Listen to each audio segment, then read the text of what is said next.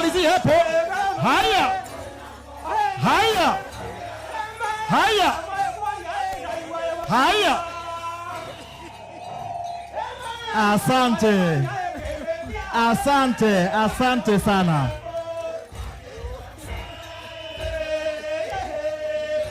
Asante sana. Asante. Asante, tufungie hapo sasa. Asante, naomba tufungie hapo. Naomba tufungie hapo. Asante sana Mheshimiwa Naibu wa Rais. Naomba sasa tuketi. Kwa heshima yako tafadhali Mheshimiwa Naibu wa Rais, naomba tuketi. Asante sana walimu wa Meru, wana Kuppet, Kuppet power. Ndio bigwa, Kuppet power. Kuppet power. Kuppet power. Mheshimiwa Naibu wa Rais Profesa Kithure Kindiki, Gavana wa Gatuzi la Meru, wajumbe wote wale ambao tumefika hapa, marafiki na wageni pamoja na walimu. Bwana Yesu asifiwe. Ndio bwigwa kedhania. Bwana Yesu asifiwe. Tupigie Mheshimiwa Naibu wa Rais makofi na vigelegele na ngemi yako. Asante sana. Sasa naomba tusonge kwa haraka sana na kwa mbio kwa haraka.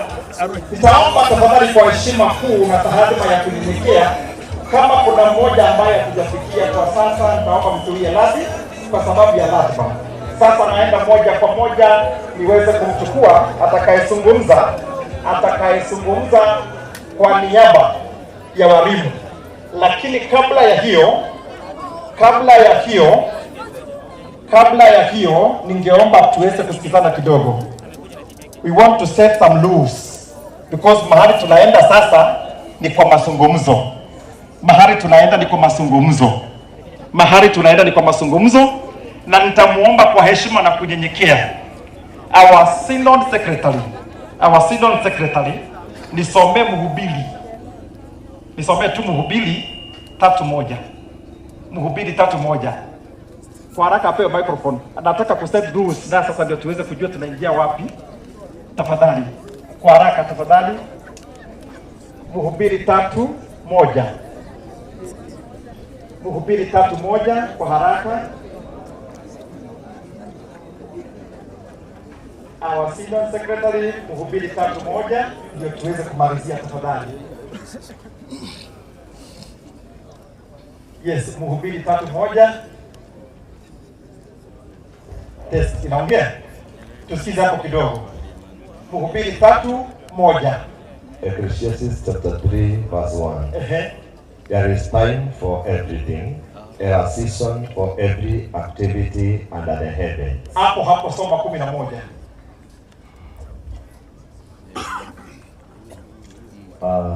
He has made everything beautiful in its time. He has also set eternity in the human heart. No one can fathom what God has done from beginning to end. 6:11 tumalizia hapo. 6:11. The more the ones, the more the ones, the less the meaning. The less the meaning. And how does that profit anyone? And how does that profit what? Tumesikia? Hiyo ni Biblia imesema. Kwa hivyo wale wote tunaenda kupatia nafasi, watakaojaliwa kupata nafasi ya kuzungumza, tafadhali. The more the ones, the lesser the meaning. Right? And there is time for everything. There is time for ama namna gani?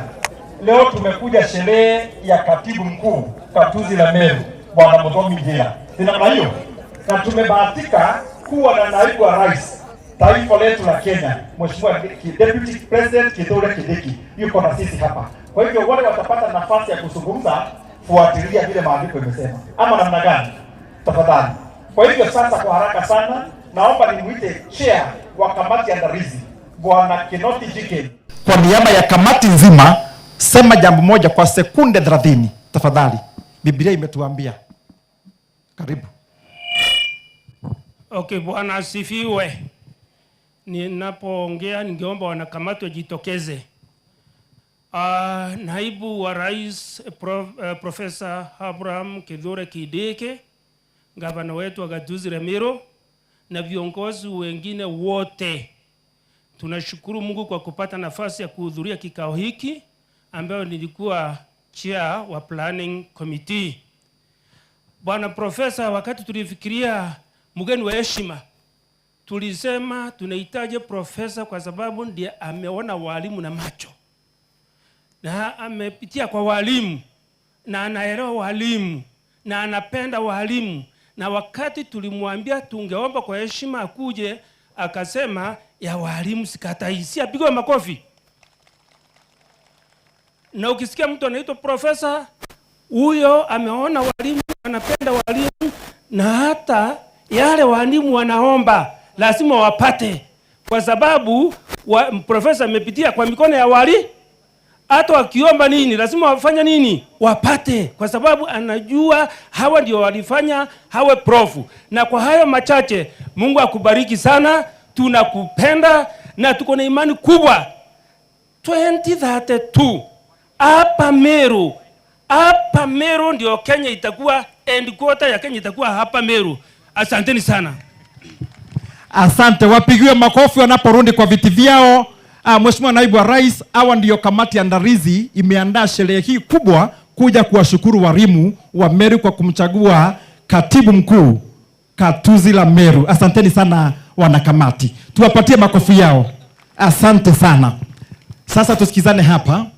Kwa niaba ya Kuppet, kesha yote na walimu wote wale wako hapa, naomba nimuite sasa National Treasurer aweze kuja, aweze kuwatambulisha wale wote tuko na wao kwa niaba yao yote, tafadhali. Oh, not the treasurer. Usijali, akikuja ataturekebisha. Samahani kidogo. Samahani kidogo. Unajua akikuja ataturekebisha. Samahani kidogo. Na Biblia imetungaida. Tuende kazi. Okay, thank you very much, MC. I am not the National Treasurer. I am the Deputy Secretary General. My name is Moses Ndorima. The guest of honor today, Bwana Muthomi Njira. Our chief guest, the Deputy President, His Excellency Kithure Kindiki, who is also our son, who also comes from here. The Governor of Meru, Brother Ndoidingia,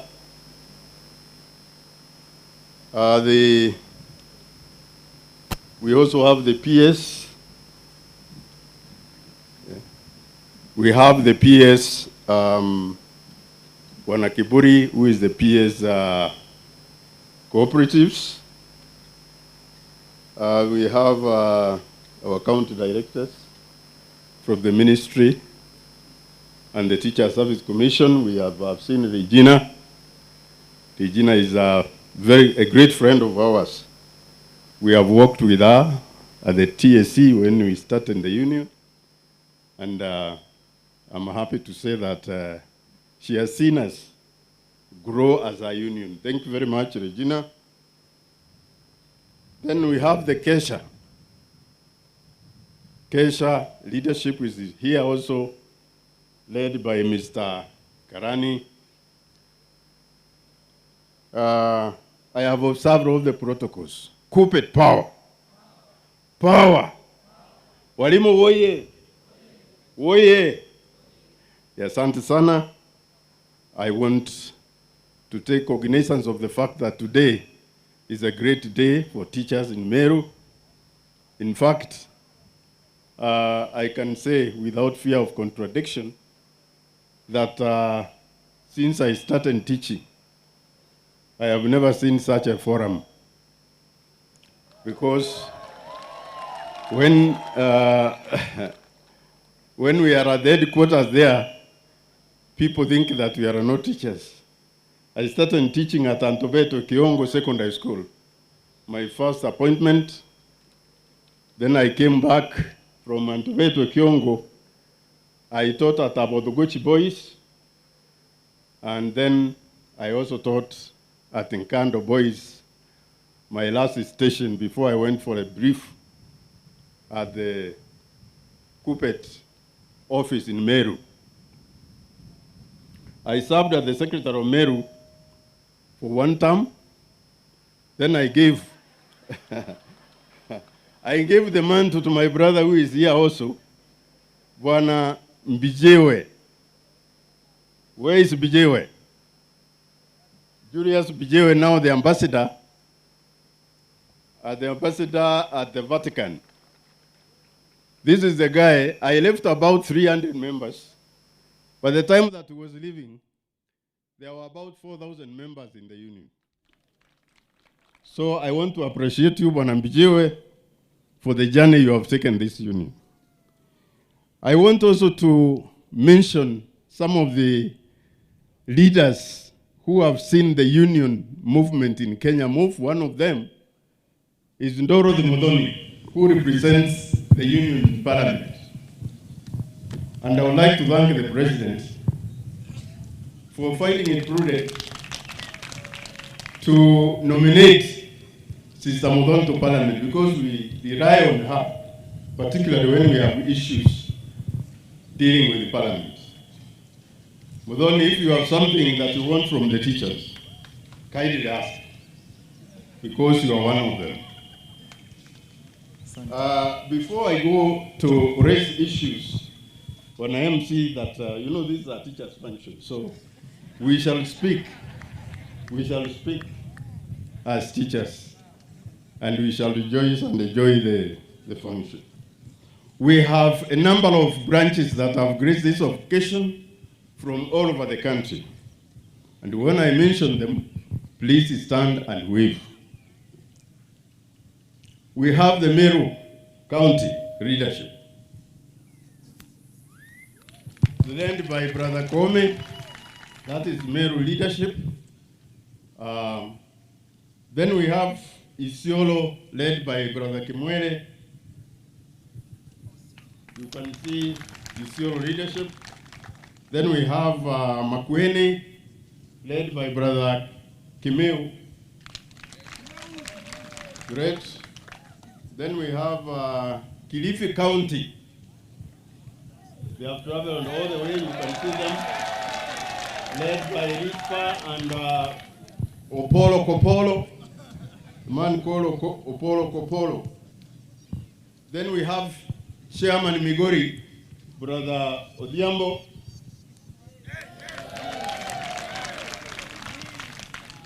Then we have the team of the Rakanidi, led by James Jevio. That is the Rakanidi. Then you have Gender Tanariva. Tanariva all the way. Then we do have Taita Taveta.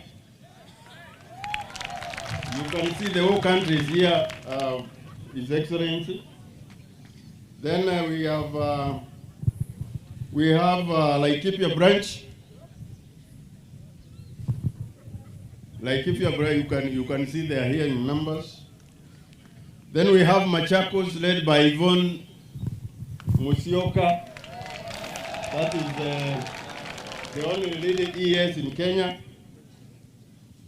Then we have also Marsabit, led by Sarah. We have ES Embu, Bwana Karora, who is also the national trustee, the first national trustee. You've seen them. And then we have finally the KNUT brothers, led by Mr. Myungi. Mr. Myungi.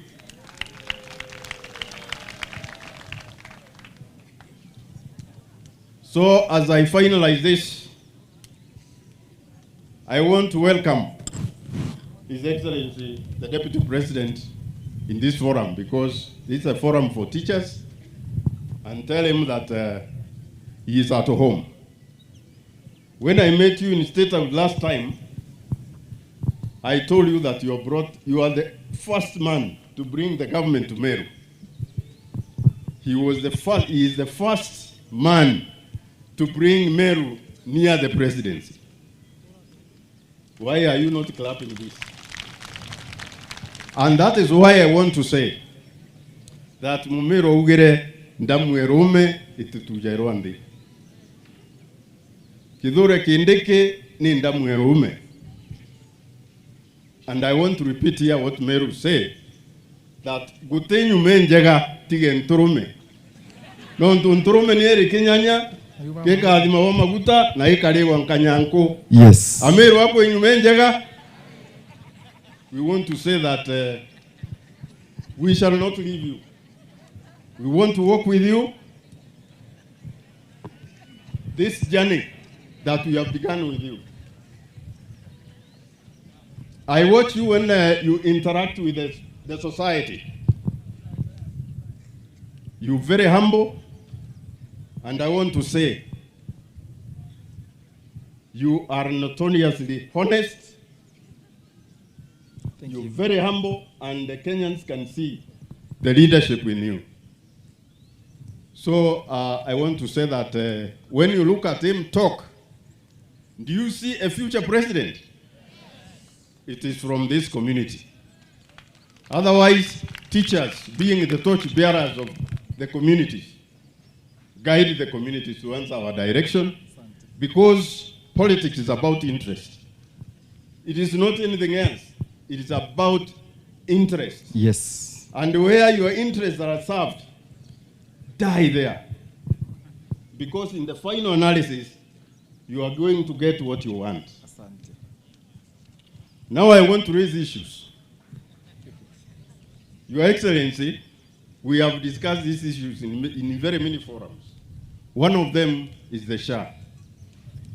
We have met the minister several times, and we think that SHA can do better.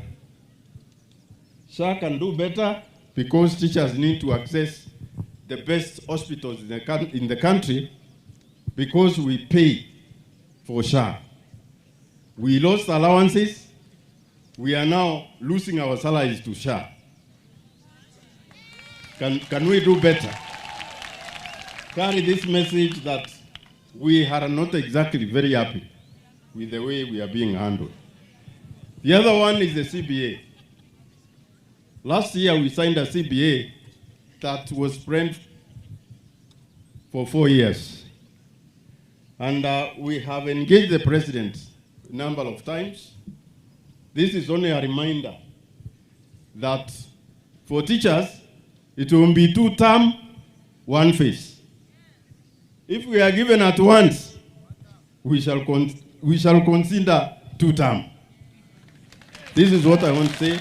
Let the president give us 1 phase, then we engage in 1 term. In 2 terms, sorry. We also signed a memorandum about the housing scheme.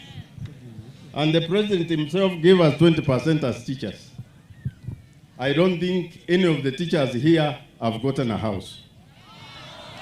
So we are looking for those houses which we have paid for dearly. Then the other one is about the autonomy of JSS. The autonomy of JSS has bogged the education system, and particularly CBE, down. There is no way a high school teacher will be in the hands of a primary school teacher. That is against meritocracy, and the meritocracy is provided for under our constitution as one of the rights that people should enjoy. So we are asking for autonomy for these teachers because they are suffering. When they left universities, they had legitimate expectations. They will be teaching in high schools, yes, among their counterparts and peers. So kindly, let us move that discussion to further, because right now, things are at a standstill. The other one is about capitation. Capitation. about 702 billion is set this financial year. Schools have not received capitation, and if they have received, it is very little to sustain our schools. So kindly follow up that one with the President and the Minister of Education, because we know the budget has been set by members of Parliament. And I want to ask also our members of Parliament, the silence is very eloquent with regards to education. Kindly support education in terms of the budget that you have allocated, so that schools are not... Sorry. The other one is that there is no budget up to now for NEC to pay teachers who marked last year. We have not seen any budget anywhere, so we are asking you to follow up on these ones. And having said that, I want to end there by saying that we are very happy with your performance as the Deputy President of the Republic. You know, deputies in this country have a problem. I've been a deputy for the last 20 years. And I know how balancing is delicate. So for you, you are doing very well, and we want to pray for you. And as a community, we shall support you up to the end. Thank you very much, and may God bless you as we move on. But before I finish,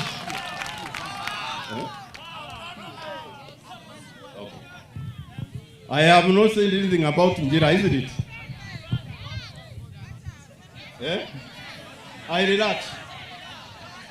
Sorry. Tumekubaliana msijali. So I want to say this. I thank the teachers of Meru for electing the team that is in the office today, led by Njira and Muthomi. This team is one of the best ever. And I believe these people are going to give you services that you deserve, but also say that Njira is one of the leaders as a union we are watching. And I exit because you can see my time is ending in time to leave the union. I'm not appointing anybody, but kindly consider supporting him. Because if this team of Meru don't tell the rest of the world that Ndorima is ours, I would have been opposed. I was not opposed, I went unopposed. Courtesy of Meru team. That is what I wanted to say, and may God bless you. Let us be together. Kuppet power!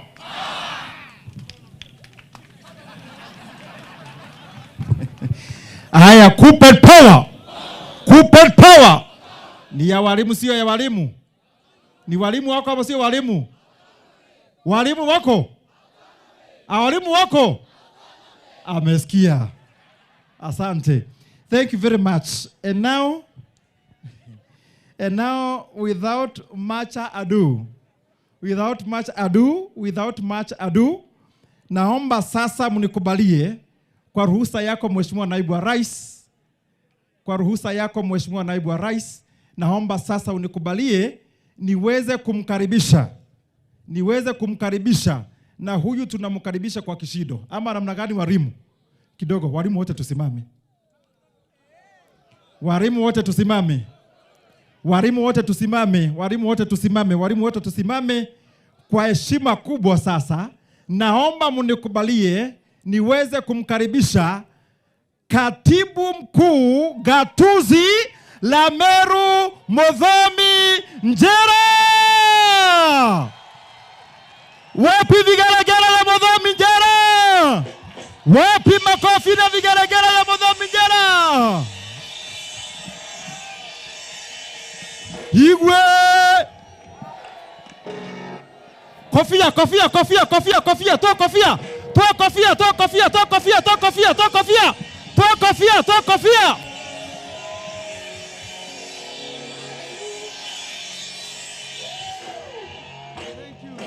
Hey, ni Njira sio Njira. Ni Njira sio Njira. Ni katibu mkuu, si katibu mkuu. Walimu tunawavulia kofia. Karibu sana. Asante, naomba tuketi walimu.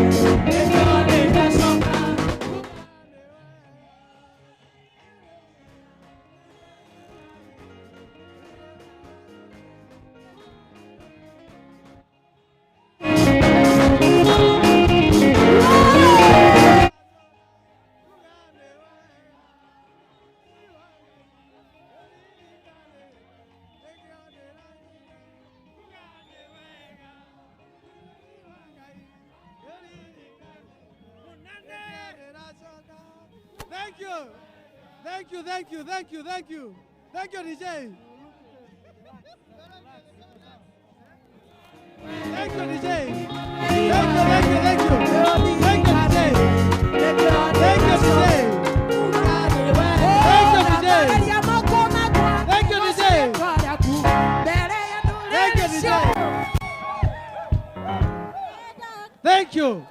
Thank you, asante sana. Kuppet power. Asanteni sana. Thank you. We may get seated. Kuppet power. Kuppet power. Autonomy power. Autonomy power. Kuppet power. Kuppet power. Asanteni sana. Thank you. Thank you very much. We may get seated. Wow, congratulations. Asante sana. Thank you, teachers. We might get seated. I'm very much humbled. I want to thank God for this day. The Deputy President of the Republic of Kenya, His Excellency, Professor Kithure Kindiki, Honorable Mutuma Tuithinkia, Governor Meru County, PS Cooperative, Honorable Kiburi, and one person I'm very happy to mention here, His Excellency, is the ambassador, new ambassador for Vatican, Julius Bijewe, because he sat on this specific seat you people have given me. Wapi makofi ya Bijewe. Thank you.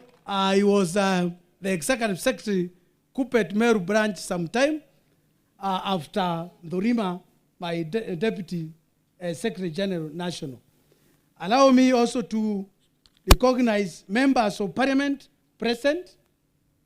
I want to thank all of you. Namuona Mheshimiwa Kirima, who is my area MP. Asante sana. Namuona Mheshimiwa Rahim, who is the host MP in this function. Namuona Mheshimiwa Rendikiri, ambaye ni chairman wa caucus ya Parliament. Asante sana. I can see Mama County, Mheshimiwa Kairemia, na shukuru. Na niko na rafiki yangu ambaye ametoka mbali, mwenye amezaliwa kwetu na mbuzi ambaye ni Mheshimiwa Gitari, all the way from Kirinyaga Central. Asante sana. Namuona Mheshimiwa Muthomi, who has worked tirelessly to see this function is a success. Thank you, Mheshimiwa Dorothy. We are very proud of you. Members of County Assembly, there are many here. Thank you very much. I've seen Makasi, I've seen Idiri, I've seen many of you. God bless you. Thank you for honoring teachers and coming to this very special occasion. I can see my TSC County Director. Apigwe makofi.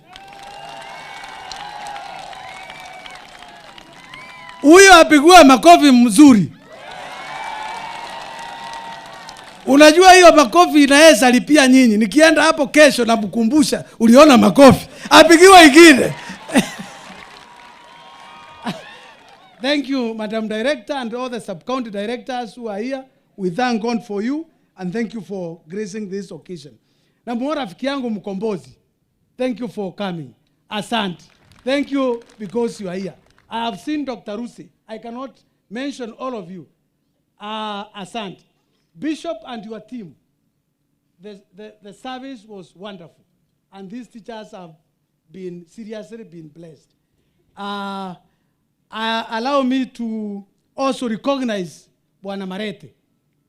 Marete huyu, His Excellency, ni mkubwa ya chama yako, ile ya UDA, na tunasema asante because you came, you were able to mobilize, and I thank God for you. God bless you, Bwana Marete, for coming. Having looked at the protocol, Mheshimiwa Rais,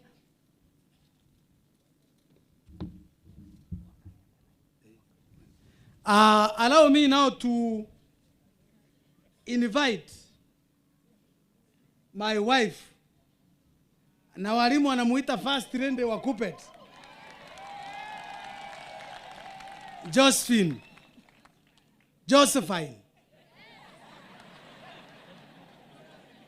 Wapi makofi ya Josephine? Unajua mkimpigia makofi story yangu ya saa ingine iko sawa sawa. Mpigieni makofi.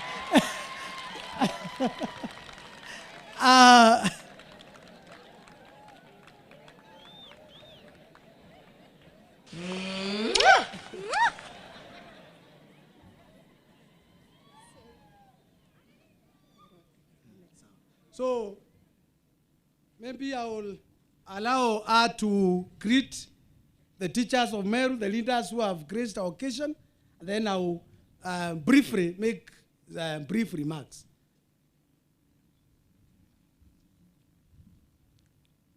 Thank you, my beloved husband, Morris, Executive Secretary, Meru Kuppet.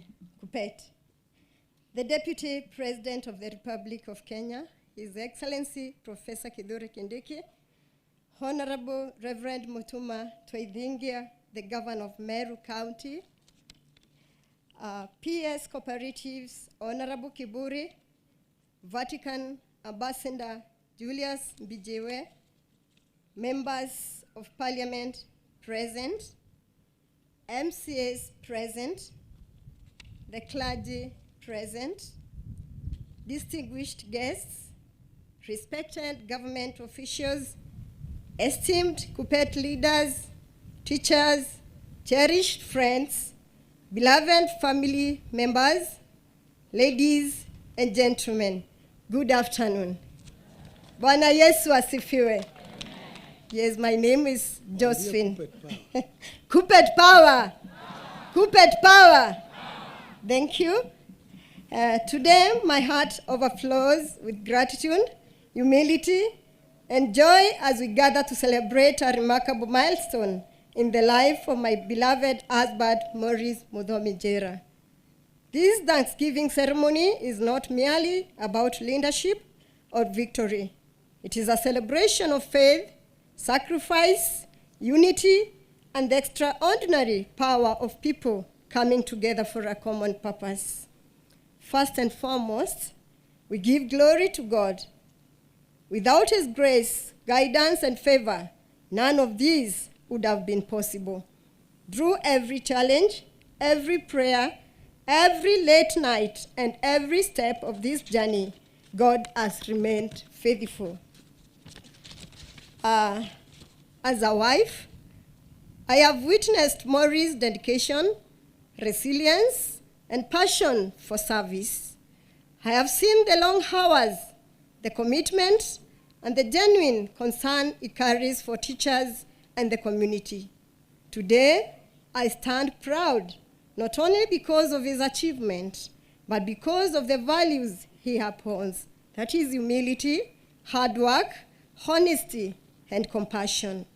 Maurice, you have shown that true leadership is not about power, but about people. It is not about prestige, but about purpose. It is not about self, but about service. I promise always give you my full support. To the teachers of Kuppet Meru, thank you for the trust and confidence you placed in Maurice.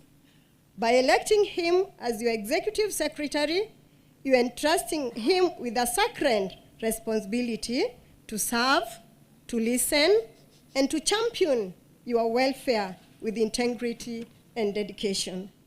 Teachers, you are the backbone of our society. Every doctor, engineer, leader, pilot, lawyer, and professional begins in a classroom under your guidance. You plant seeds of knowledge, nurture dreams, and shape destinies. Your sacrifices do not go unnoticed. Stand firm, united, and hopeful, for you are the builders of tomorrow. To our respected government officials, thank you for honoring this occasion with your presence. Your support demonstrates that education is not just the work of teachers, but a national priority. When government and unions work hand in hand, teachers are empowered, learners are inspired, and communities are transformed. We look forward to continued collaboration where policies meet practice and where the welfare of teachers is seen as the foundation of a stronger Kenya. To our distinguished Kuppet leaders present today, your presence is a powerful reminder that leadership is strengthened when we stand together. You represent the voice of teachers across Kenya, and your unity inspires confidence in their profession. To all our dignitaries, your presence honors us. You remind us that strong leadership flourishes where communities stand together. And to our family and friends, your prayers, encouragement, and unwavering love have been our anchor.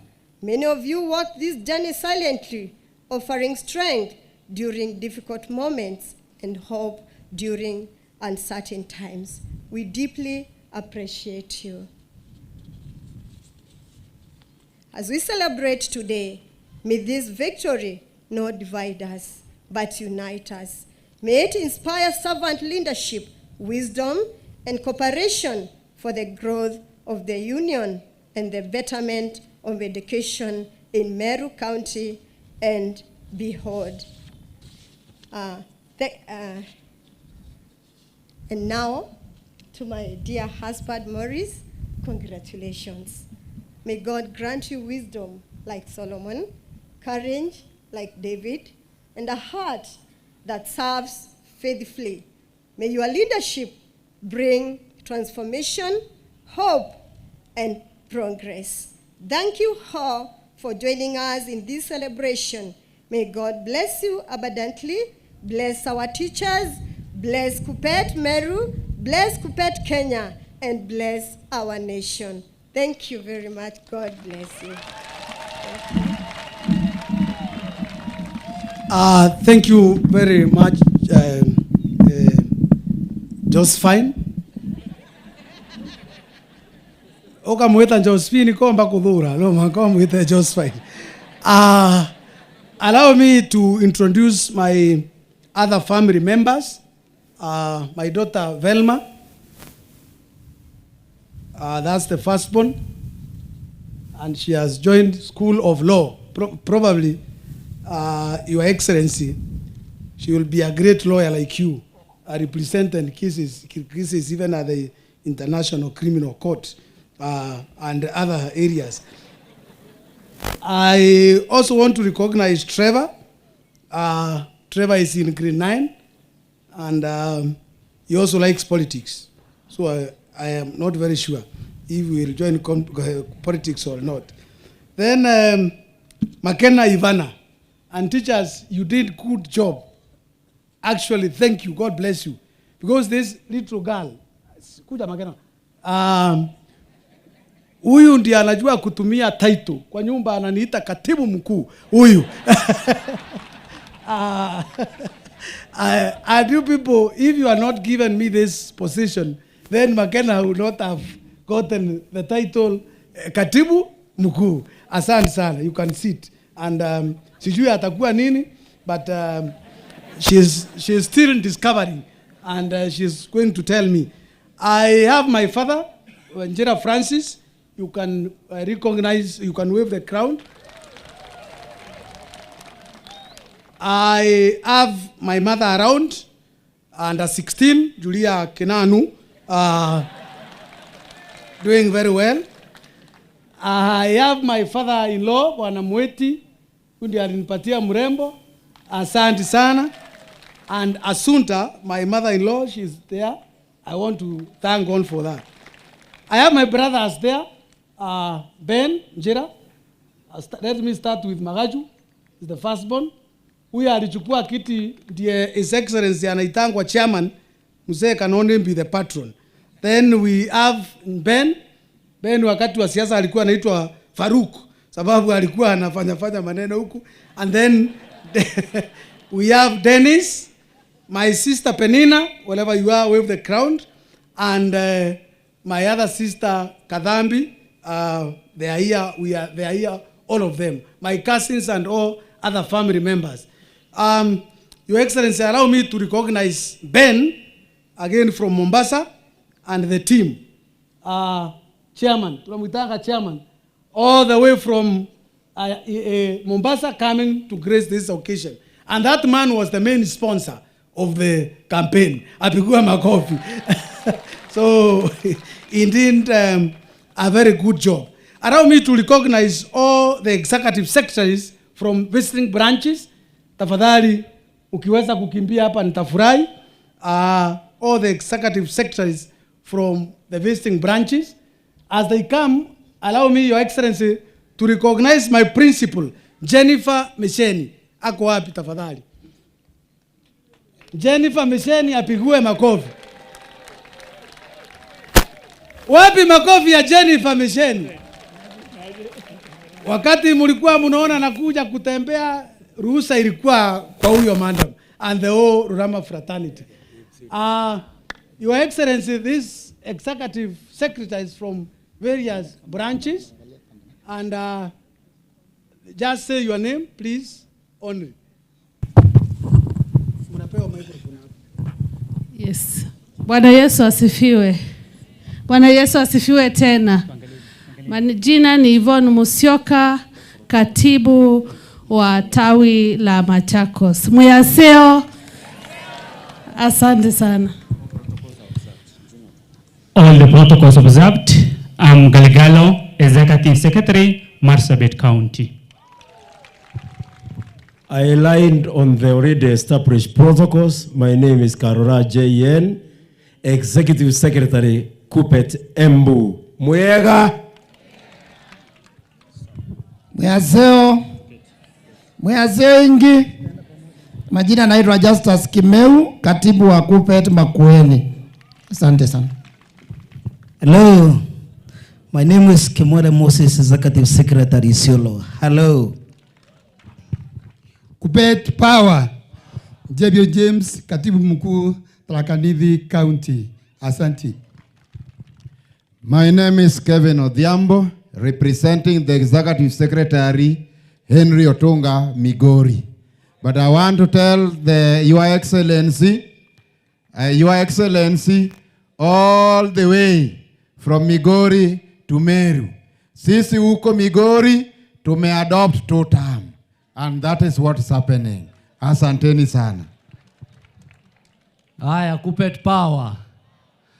Mopolo Zakaria Kupolo, the Assistant Executive Secretary, Kuppet Kilifi, representing the Executive Secretary for Kilifi, Bwana Tobias Baraka. na sisi tumekuja kusema kwamba tuko pamoja. Katibu, congratulations, and we work together to ensure that teachers are safe. Kwa serikali sisi tunawashukuru, lakini tunaomba muendelee kutunza walimu. Asante. Mungu ni mwema. Basi kwa majina naitwa Jedai Mwande. Mimi pia nimekuja on behalf of our ES from Taita Taveta. God bless us all. Good afternoon. Kuppet Power. My name is Sophie Okea, Gender 1 Secretary, Tana River Branch, representing my ES, Issa Mubarak. Thank you. Thank you very much, leaders from all those counties for coming to grace our occasion.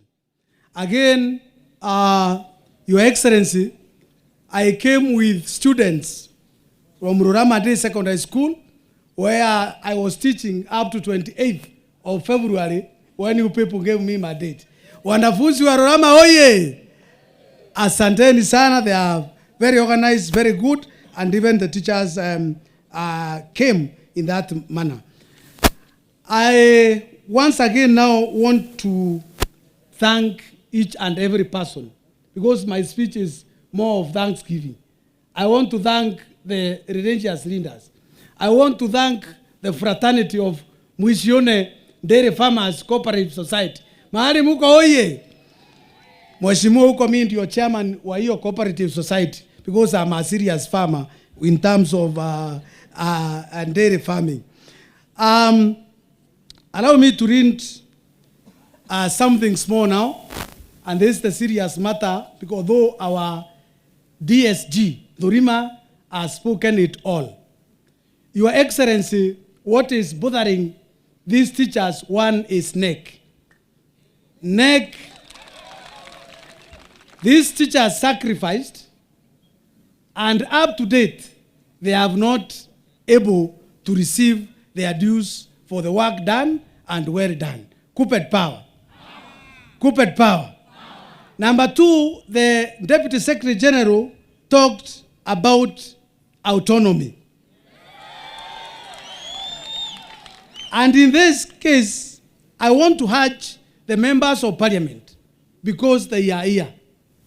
When you see in Parliament, session of paper number 1 of 2025, kindly give it an amendment, and let's have autonomy in junior schools. Autonomy power. Autonomy power. The only good thing you can grant our young teachers in junior school is giving them administrative autonomy. As the union, we are willing to constructively engage with you and find a permanent solution. Kuppet Power. Again, I had extended all my thanks to the ministry and TSC, and we thank God to do that. Allow me now briefly to outline some of the work we have done since assuming office. Kuppet Power. You people told me to network and bring great leaders. And we want to honor, to thank Professor, His Excellency. Because if you want a network, today we have brought number 2.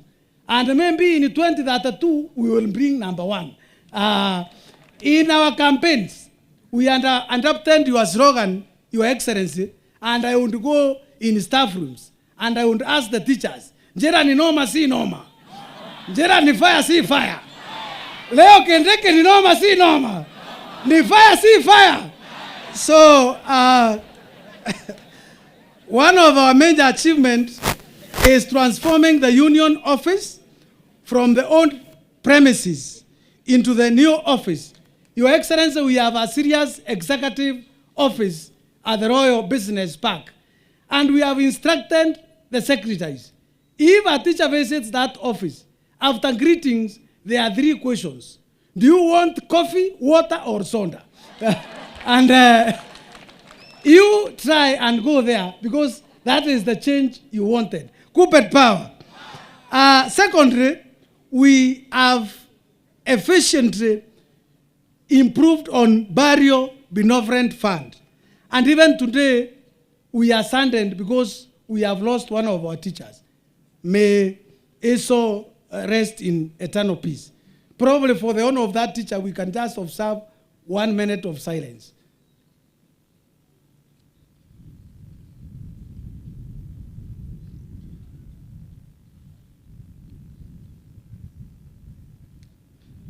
Thank you.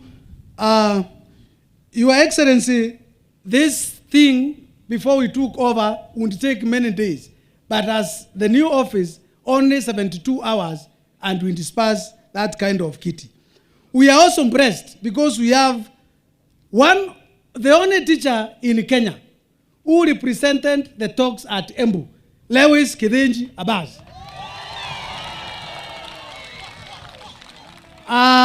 We mandated him to go, and the first stage of career progression guidelines CPG review, he represented the voice and concerns of Kuppet Meru branch, and we are promised in our campaigns. We are proud that the job groups have now been collapsed, and the TSC is here. By July, we are expecting, and that is what we have instructed the national office, so that we can have 7 from the 10 which we earned. Automatic promotions. Groups have increased from 1 or 2, significant reducing unnecessary stagnation at C3, C4, D1, and D2. We continue to monitor the engagement between TSC and stakeholders, and we believe teachers must eventually emerge happier and more motivated. Since taking office, the BEC has visited several schools.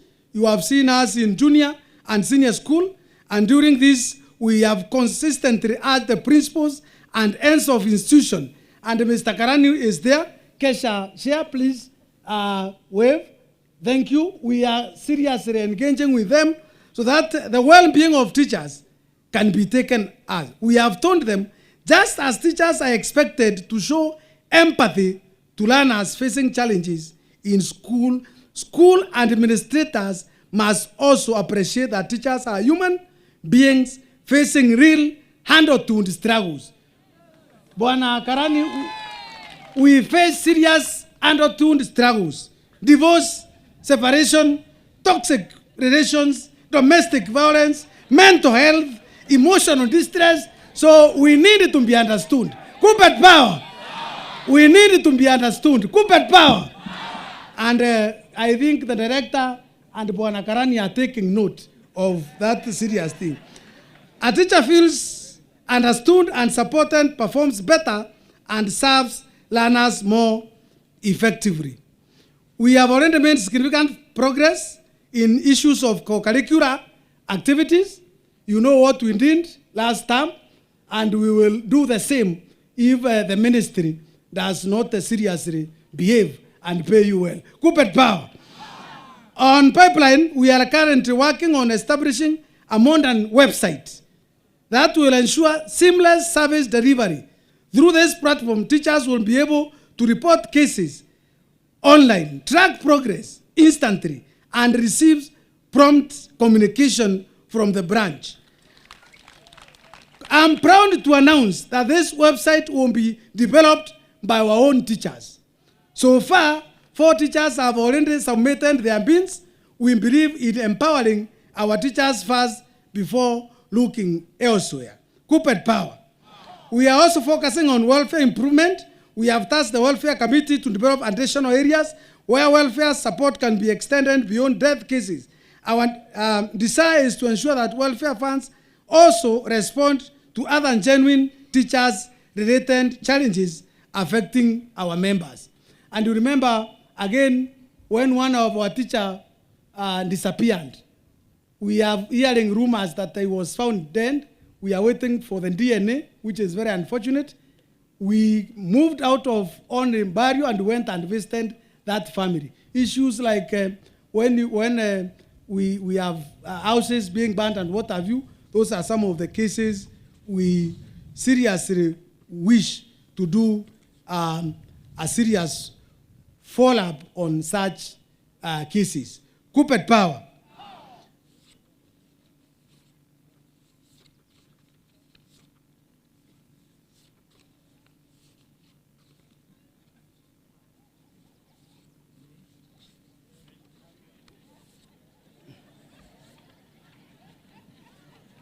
Kuppet power. I'm seriously looking for a serious thing, only one thing which is very serious, then we move on. Allow me also to recognize Katibu Njensi, sijui kama hako, Nyaga. We are under serious competition, and I thank God we have my brother Karevi Amporia, who is here. Thank you, my brother, for showing up and showing the teachers of Meru that competition is not enmity. Kuppet power. Lastly, Your Excellency, these teachers of Meru told me to network and have connections.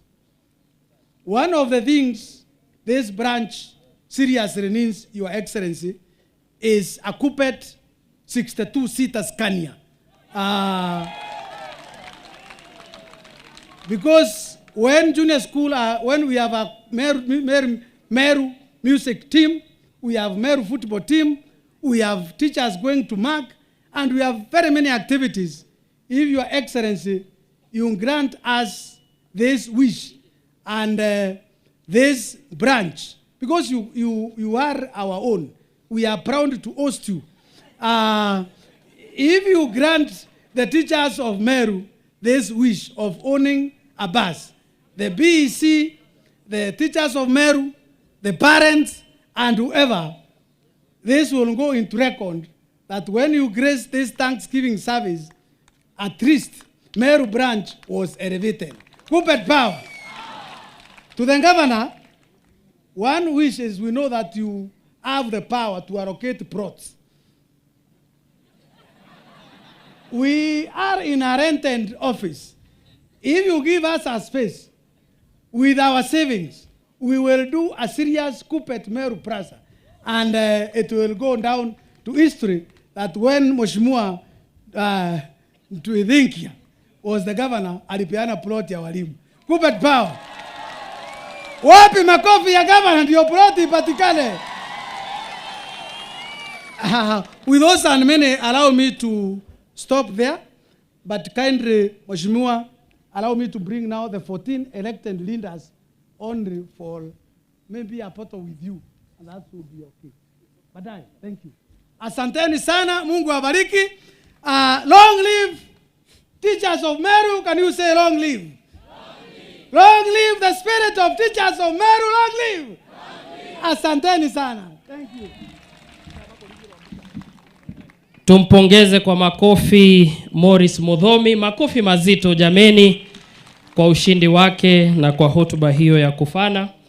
Mheshimiwa Naibu wa Rais wa Jamhuri ya Kenya, Profesa Kithure Kindiki, Katibu Mkuu katika idara ya vyama vya ushirika, Bwana Patrick Kilemi, Gavana wa Jimbo la Meru, Mheshimiwa Mchungaji Isaac Mutuma, Mheshimiwa wajumbe wa Bunge la Kitaifa, waliopo wakiongozwa na mjumbe wa eneo hili Mheshimiwa Rahim Dawood, mwenyeji wetu wa sherehe hii ya shukrani Bwana Njira Muthomi, waheshimiwa wa Bunge la County, mashirika ya vyama vya walimu, viongozi wa kidini, kanisa, walimu kwa ujumla wao, wageni waalikwa, mabibi na mabwana. Mheshimiwa Naibu wa Rais, kwa ruhusa yako sasa naomba unikubalie nimwalike mjumbe wa eneo hili Mheshimiwa Rahim Dawood achukue ratiba aweze kuendelea. Tumpigie makofi sana Mheshimiwa. Karibu sana.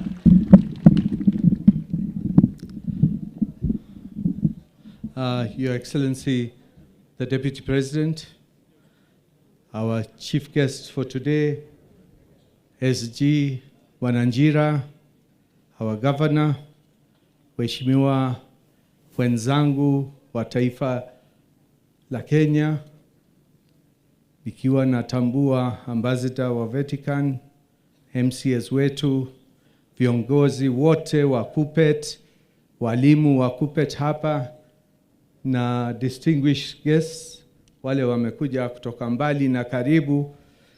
Bwana asifiwe. Ningependa kualika wajumbe wenzangu, lakini wakiwa wanakuja, ningeomba kwamba wale MCAs wako hapa waweze kusimama na watusalimie wakiwa mahali wako. Tafadhali, Mheshimiwa Makasi, Mheshimiwa Mbiuki, Minority Leader, tafadhali. Asante sana, wasalimieni, makofi tafadhali. Ningeomba waheshimiwa wote wakuja tafadhali, wote pamoja. Mheshimiwa Kirema, Mheshimiwa Kailemia, Mheshimiwa Muthoni, Mheshimiwa Rindikiri, tafadhali. Na itifaki zote zimezingatiwa, so ningeomba all protocols observed ndio tuweze kuendelea mbele. Asante. Karibu. Asanti Mheshimiwa Raim kwa kunipatia nafasi hii nikiwa wa kwanza. Nimesikia leo greetings simepinduka. Your Excellency, our Deputy President, Your Excellency the Governor of Meru, Your Excellency the Vatican Ambassador,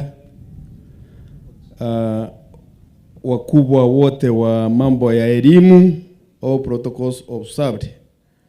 Kuppet power. Najua leo greetings simepinduka. Kuppet power. Hata sijui hiyo tutaitumia wapi tena, lakini leo ni namna hiyo. Bwana Yesu asifiwe. Yangu ni machache tu kwa kusema nimefurahia vile Meru hiko, sababu mchana wa leo the great nation of Meru all the way from those to Njiri is meeting here to celebrate the success of the elections of Kuppet. And what you showed us at the time of the election is something to be enumerated by each and every one of us. Ati kupigana kwa kura si uadui, mambo huwa sawa sawa. Kwa hivyo kama nchi mzima ingesoma vile walimu wamefanya hapa Meru leo, kusema kweli tungeenda mbali sana, na hata tungekuwa tukidharauliana ama tukitukana kwa mikutano ya siasa.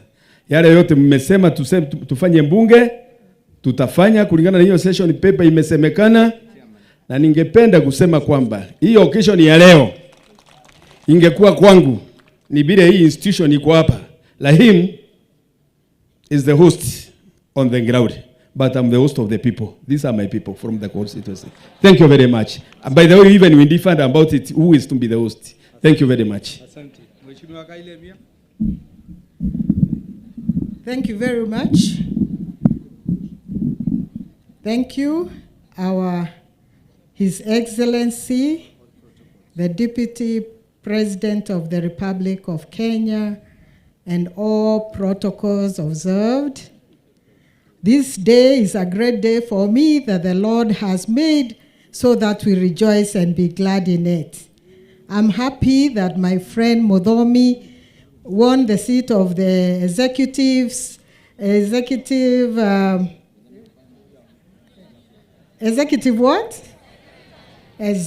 secretary.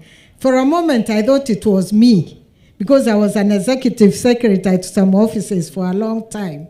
However, today is a great day, and in the interest of time, I just want to say congratulations to my friend, Executive Secretary, Mr. Muthomi, Njira, and of course the family. And I'm here to thank the teachers too. As the woman rep of Meru, you have been very supportive. I just want to thank you. As we endeavor to educate our children, I've come to you and I've told, don't chase away these children, and you have done so. So thank you. Thank you very much. So I don't have to say much more. I'm a teacher. I taught at Gekomene Secondary School when it was Gekomene Arambe some years back. But now, as you can see, I changed career, and I want your support. Thank you, and God bless you. Thank you, Mama County. Mheshimiwa Gitari kutoka Kirinyaga Central. Mpigeni makofi tafadhali. Ametoka mbali. Thank you. Your Excellency, the Deputy President of Kenya, the family of Njira, and the clergy. I know, Your Excellency, you are ordering how I'm here. Your Excellency, the Njira family, I belong to the Njira family. And you know, I come from a county that is so special because our county has a city within it. And that city in the county, I've seen my brother Mukombosi, the owner of Nice City. Nice City is in Kirinyaga County. Mukombosi, huyo ndio mwenye Nice City mahali mnapitanga. To the teachers, I want to assure you, nimesikiza maneno yenu, and because of the good thing of giving my brother Morris that honor, I want to assure you, I'll be on the forefront looking at the sessional paper 1 of 2025, and we cause that amendment because I also don't believe how a high school teacher should be under a primary school head teacher. Asante, mpigieni makofi. Karibu, huyu ndio next governor wa Kirinyaga.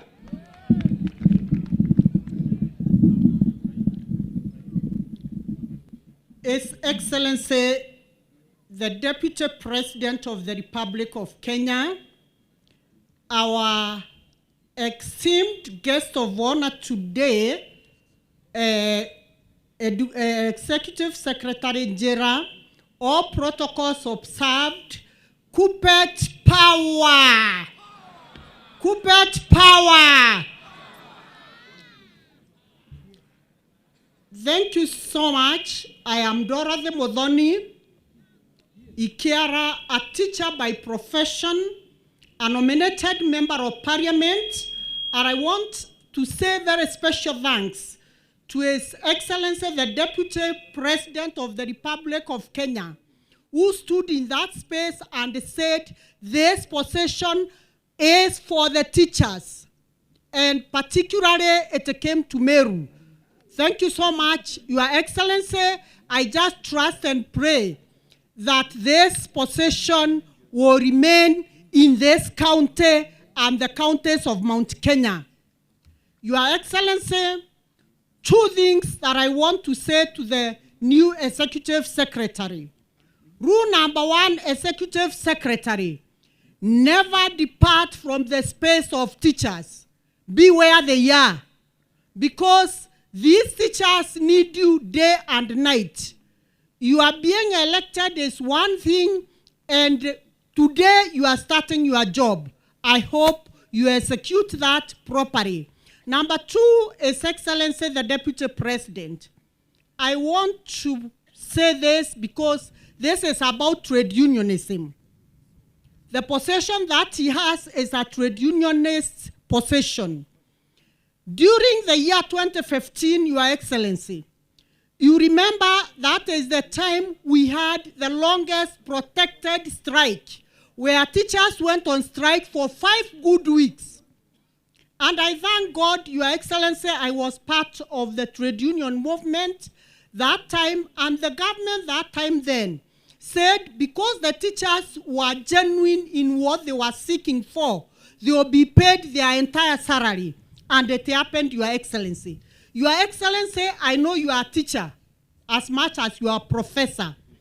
And I want you, Your Excellency, to ensure that during your leadership, never again will teachers move out of class to go and source for what is rightfully theirs.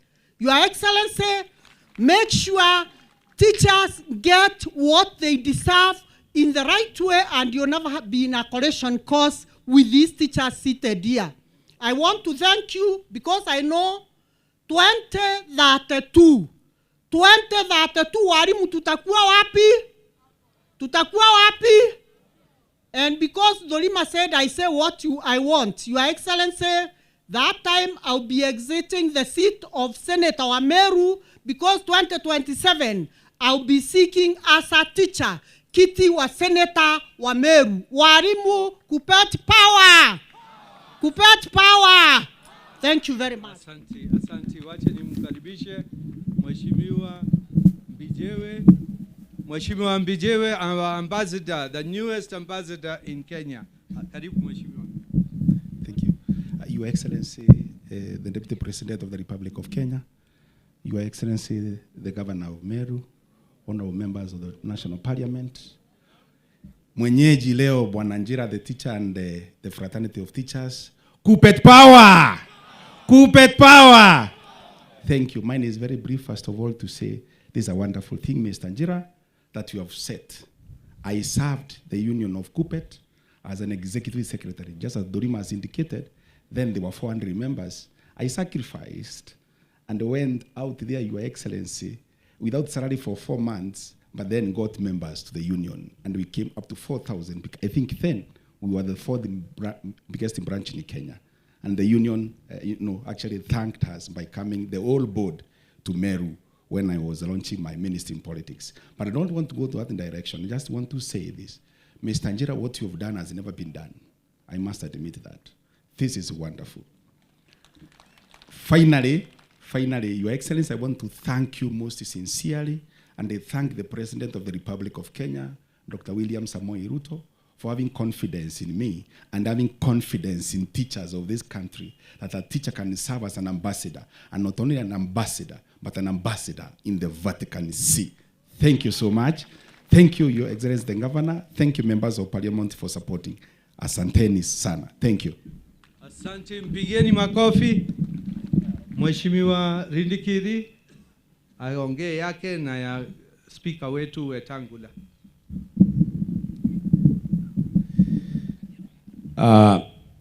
The Secretary General wa Kuppet, Meru County, His Excellency the Deputy President of the Republic of Kenya, teachers and guests, amjambo. Bwana Yesu asifiwe. Njira ni fire ama si fire? Njira ni fire ama si fire? Hebu semeni kwa upole na utaratibu wa mwalimu mpaka Deputy President asikie. Njira ni fire ama si fire? Njira ni noma si noma? Sasa the original noma kwa area. Sasa tukisema DP ni power ni zipa tisini sawa? Mimi nimefika, nitaongea kwa Kiswahili, sio kwamba sielewi Kiingereza. Nimesoma sana, lakini tuko na akina mama hapa na watu wengine wanachanganyikiwa na vocabulary nyingi mnaingiza hapo kwa sentensi. Mimi nakubaliana kabisa na uongozi wa ndugu yangu Morris. Morris alifika kwangu pale nyumbani Timau, na nikamuuliza swali moja, kwa sababu safari ilikuwa itafute makanga kwa hiyo gari. Mimi nilikuwa kuja kunitafuta kama makanga wake. Akakuja, nikamuuliza swali moja, kwa hili gari ni kitu kipi hasa kinakufanya wewe utafute hiki kiti? Gerald niambia kitu ambayo sikutarajia ataniambia. Akaniambia lazima elimu iinuke Meru. Sasa huyu mtu ni union na anasema elimu lazima iinuke Meru. Ya pili nikamuuliza, kwa hivyo unataka nini? Akaniambia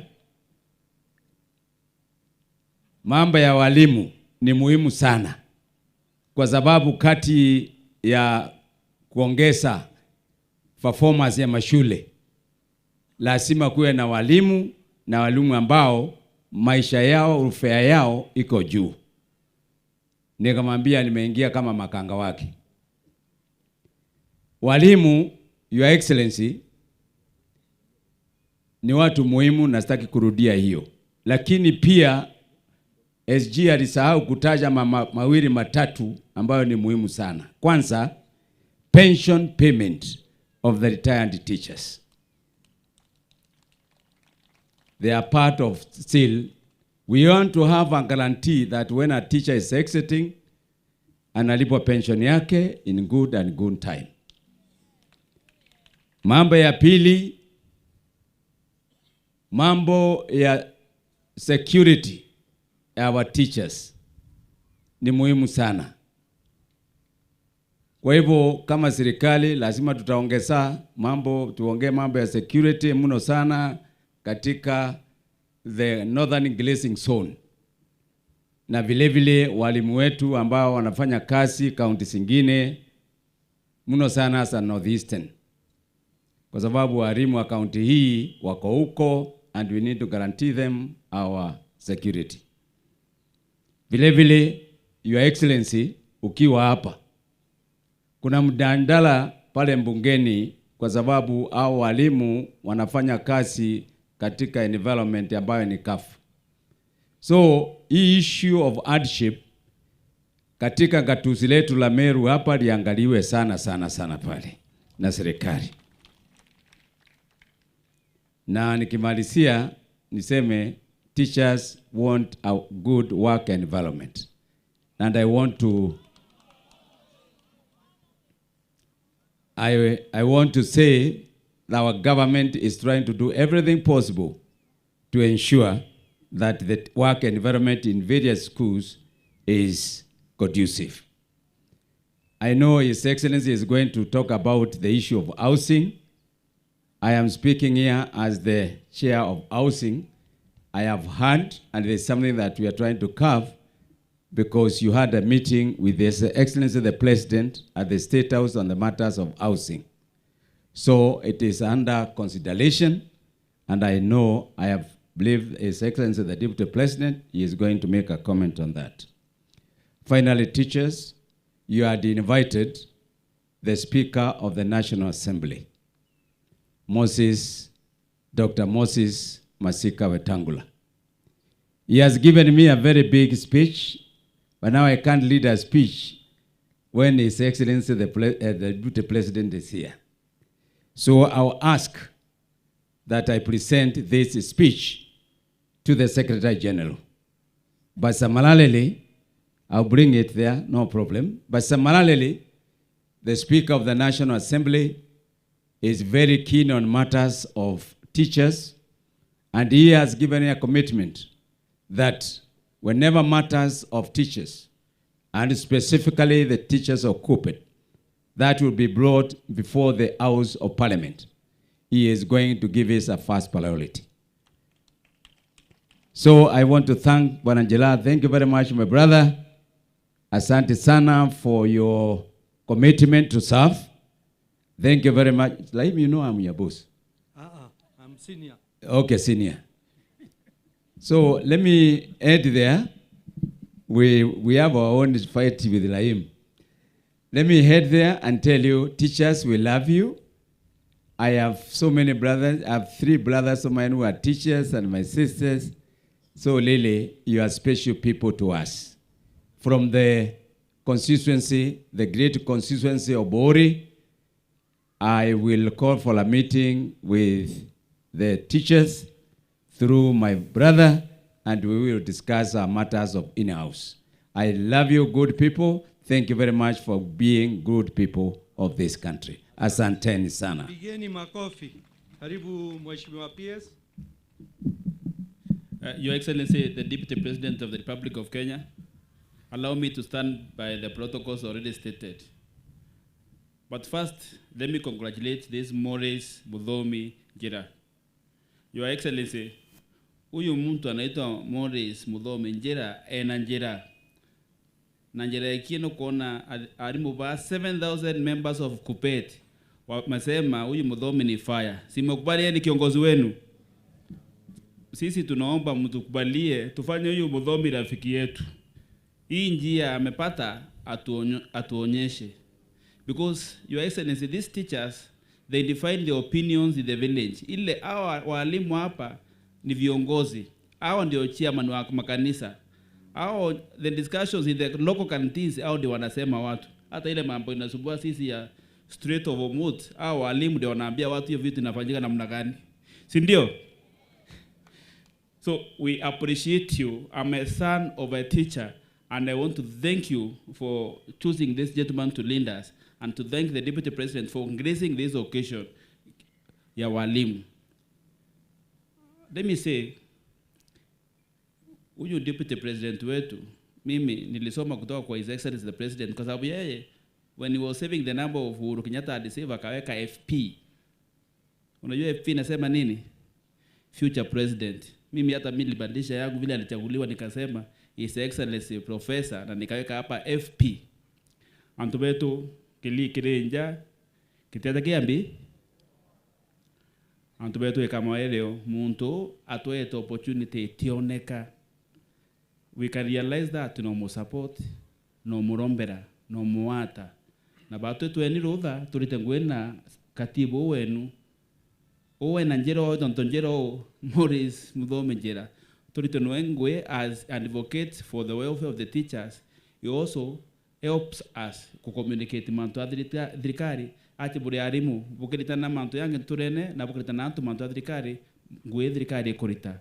Ibu kwa nangota niroeu turitenguya muna Morris. Na Morris atutete na the deputy president wetu kwa mbere. Ibu ya muno na Murungu abudharime. Thank you very much. Asante. Kabla nimuite governor, wache nisembe jambo mbili kwa naibu wa rais wetu na walimu wetu. Kitu ya kwanza, Mheshimiwa Rindikiri ameguza kuhusu pension. Mheshimiwa naibu wa rais, nimepeleka petition bunge na bunge imepitisha hiyo petition ya retired teachers ya 1997 mpaka 2010 hawalikuwa wamelipwa. Bunge imepitisha waweze kulipwa. Nitakuomba uongee na treasury ndio hao wazee waweze kulipwa. Pension ni muhimu, si ndio? Ya pili, tunashukuru serikali yenu kwa kuandikisha watu 100,000, walimu 100,000. Lakini tuko na shida kwa saa hii, walimu wa interns ya JSS hawajaandikwa permanent and pensionable. Ningeomba serikali the next lot ile inafanya hao walimu wako kwa JSS waweze kuandikwa. Ama mnasemaje? Kuppet power. Sitaongea zaidi ya hiyo, nitamuomba governor wetu akuje alafu aweze kumwelika naibu wa rais wetu. Fire si fire. Fire si fire. Njira sio fire. Asante sana. Yeye ni fire na more fire ni naibu wa rais ni more fire. Njira ni fire lakini naibu wa rais ni more fire. Asante, Mungu awabariki. Karibu. Asante. Let us appreciate Mheshimiwa Rahim for a good speech. Your Excellency, the Deputy President of the Republic of Kenya, Professor Abrakei or Abraham Kithure Kindiki, the guest of honor today who has convened this wonderful forum for the teachers, all the stakeholders, our national leaders to convene here today. Bwana Morris Njira, the Executive Secretary for Kuppet, our leaders present, the stakeholders, and I stand on the already established protocols.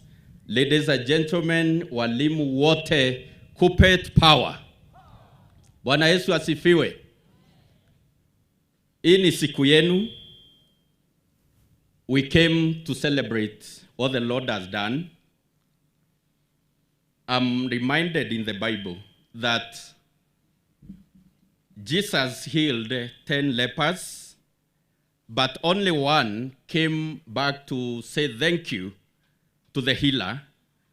And as teachers, we've come to say thank you first to the Almighty God for those who got the opportunity to be elected into the office to serve the teachers. We came to celebrate what the Lord has done, and also, Your Excellency, your being here today is a statement that you support, that you love teachers, and you support the education agenda, and it's a big day for the teachers and also for the education sector as a whole.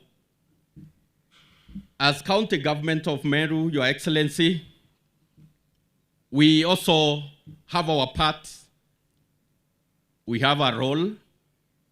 We know education is divided into two parts, There is the part that is undertaken by the national government, and also we have our part as county government, that is the early child education.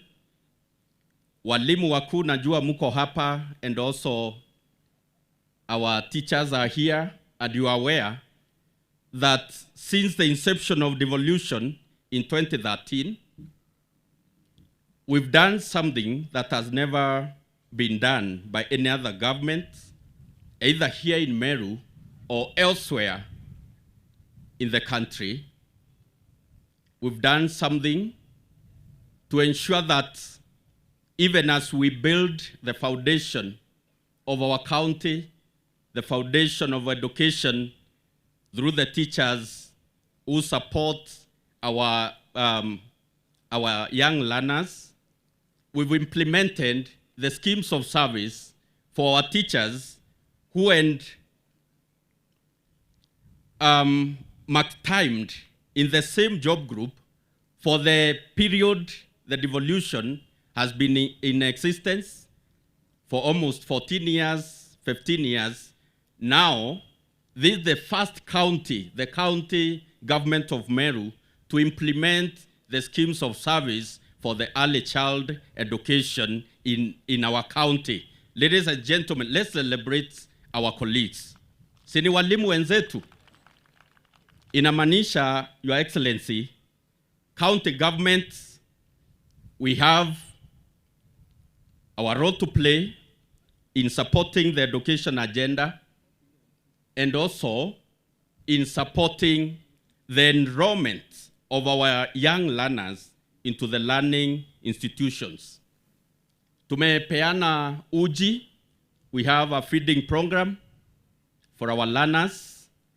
Na walimu hawa wata bear witness that watoto wandogo, they are having a fortified porridge cup every day in our primary public schools. Ama kuna mahali uji haijafika? Kuna wale ambao uji haijafika? Imefika? Hata kuna moja ako na calabash hapa. I believe that is what we can do to support the education in our county and also in our country. And so, ladies and gentlemen, without much ado, I've seen nasikia shamba. The executive secretary amesema ya kwamba mnataka kwanza ni waombe walimu. Mumechagua the best to lead the teachers in this county. Let's celebrate our Njira, our Morris Njira. Na sasa before tuongee mambo ya shamba, tuongeze huyu Njira power, si ndio? Si unasikia viongozi wanaomba power? Your Excellency, kama kuna nafasi inaweza patikana, and I know there are many opportunities in the national government, I know these teachers would love to see one of them being elevated to serve in other positions up there. Mungependa Njira ongezewe power, akaribie power zaidi ndio awatetee, ama tukae naye hapa? Ni wangapi wangesema Bwana Njira aongezewe power? Aongezewe power? Aongezewe power? Aongezewe power? Kunao wanasema akiongezewa power atawaacha.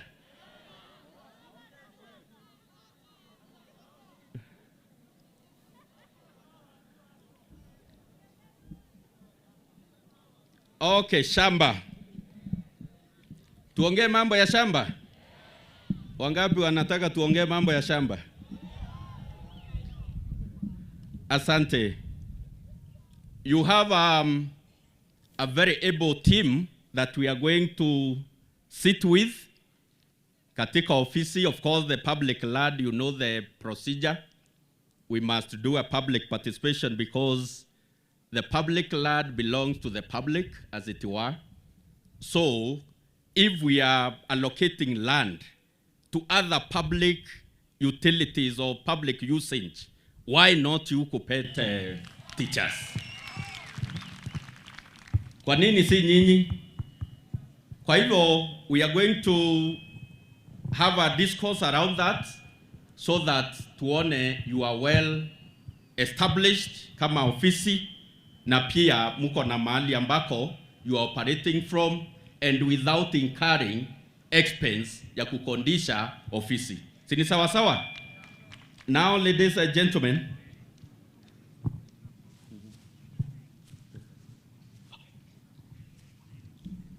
before nimwalike our chief guest, because I know you've raised a number of issues that you'd wish His Excellency to respond to. Nimeambiwa kuna mheshimiwa ambaye ni kiongozi wa walimu, Bwana Caxton Miunge. Come forward and give your 30 seconds remarks, and then we invite His Excellency the chief guest wa sherehe hii ya siku ya leo. Karibu Bwana Caxton. Alienda? Are you sure? Okay. Now, ladies and gentlemen, ningeomba tusimame. Karibieni hapa walimu, tucheze kidogo. This is your day. This is the day that the Lord has made. Sauti jamani. Mheshimiwa Naibu wa Rais.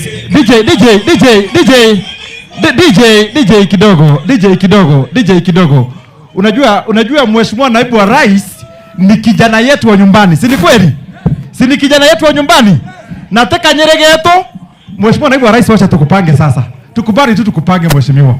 Kwaya zote kujeni hapa. Kwaya zote kujeni hapa. Walimu wote kwa heshima na tahadhima kuu. Mugeni mumemuharika na amewakaribisha na amemeitika. Si mugeni amekuja? Yes, kwaya zote. Kendela ndugu wetu kwaya ya kuina kieri negeki kwa heshima kuja hapa.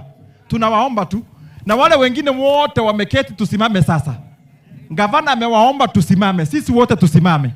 Sisi wote tusimame. Kwaya ya Baragu ndio umeona. Bure aja? Kwaya ya Nkobwereko? Kwaya ya Kediro na Eko? Yes. Bure aja? Alitoa Rorama kujeni.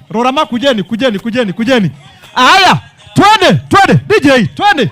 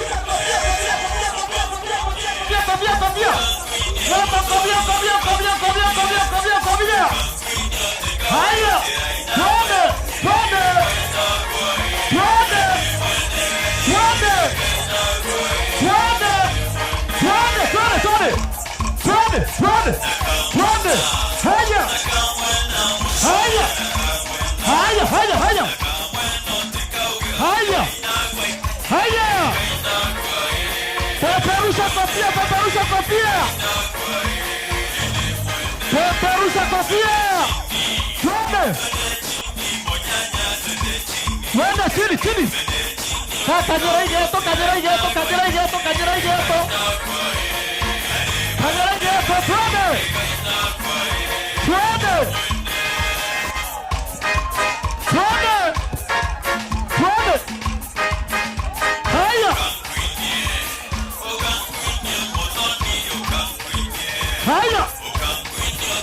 Haya, hivyo sasa.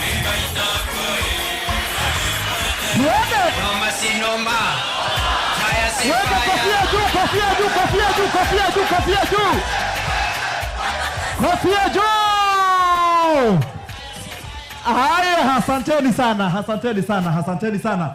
Ekororingaringira nimba kayato karokeni. Asante, thank you very much. Asante.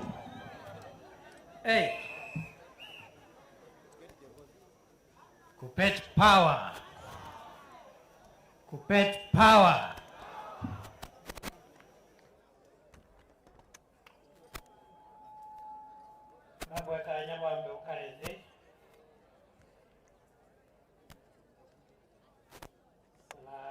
Walimu wanakuanga active hivi. Asante sana. Dorima ni fire, si fire. Morris, Dorima ni fire, si fire. Asante sana. Thank you very much. All protocols observed. Kwanza kabisa, let me take this opportunity to congratulate the newly elected Executive Secretary for Kuppet in Meru County, Mr. Morris Muthomi Njira. Njira, nakushukuru na pia nitambua ofisi ya Kuppet ya National ambayo inaongozwa na Mr. Ndorima. Nashukuru sana Morris kwa sababu ya kuandaa kikao hiki, na mimi nimeona uko na network kubwa ya walimu hapa Meru County. Huyu Morris Njira ni fire, si fire? Ni noma, si noma? Anatosha, atoshi? Aendelea, siendelee? Wacha nione salamu ya Morris Njira, Njira, Njira, Njira. Mimi nimekubali wewe Njira, wewe ni fire. Na mimi nitakupatia kazi ingine sasa as the Chief Fire Officer. Wewe ndio utakuwa unapatiana leseni ya wale wako fire. Ukiona mtu anatosha unampatia fire certificate. Njira ni fire, si fire? So thank you very much, together with your family, for giving thanks to God because of your election as the Executive Secretary of Meru County, Kuppet. Unajua, mimi zamani kabla sijaingia siasa nilikuwa profesa kule university. Nilikuwa nafundisha wanasheria. I used to teach lawyers. Na profesa ni mwalimu. Ni mwalimu, profesa ni mwalimu. Shida tu iko kidogo, na sio shida kubwa. Profesa ni mwalimu, lakini ni untrained teacher. That is the only difference. Lakini ni mwalimu. So I am one of you, unless you want to disown me. Si profesa ni mwalimu? Ile tu tunakosa wale ambaye ni maprofesa. Hatujafundishwa teaching methods na pedagogy na mambo ingine hapo kidogo tu. So we are untrained teachers, lakini sisi ni walimu kwa sababu tunafundisha. So I'm very happy to be among teachers, and I'm very proud of the teaching profession.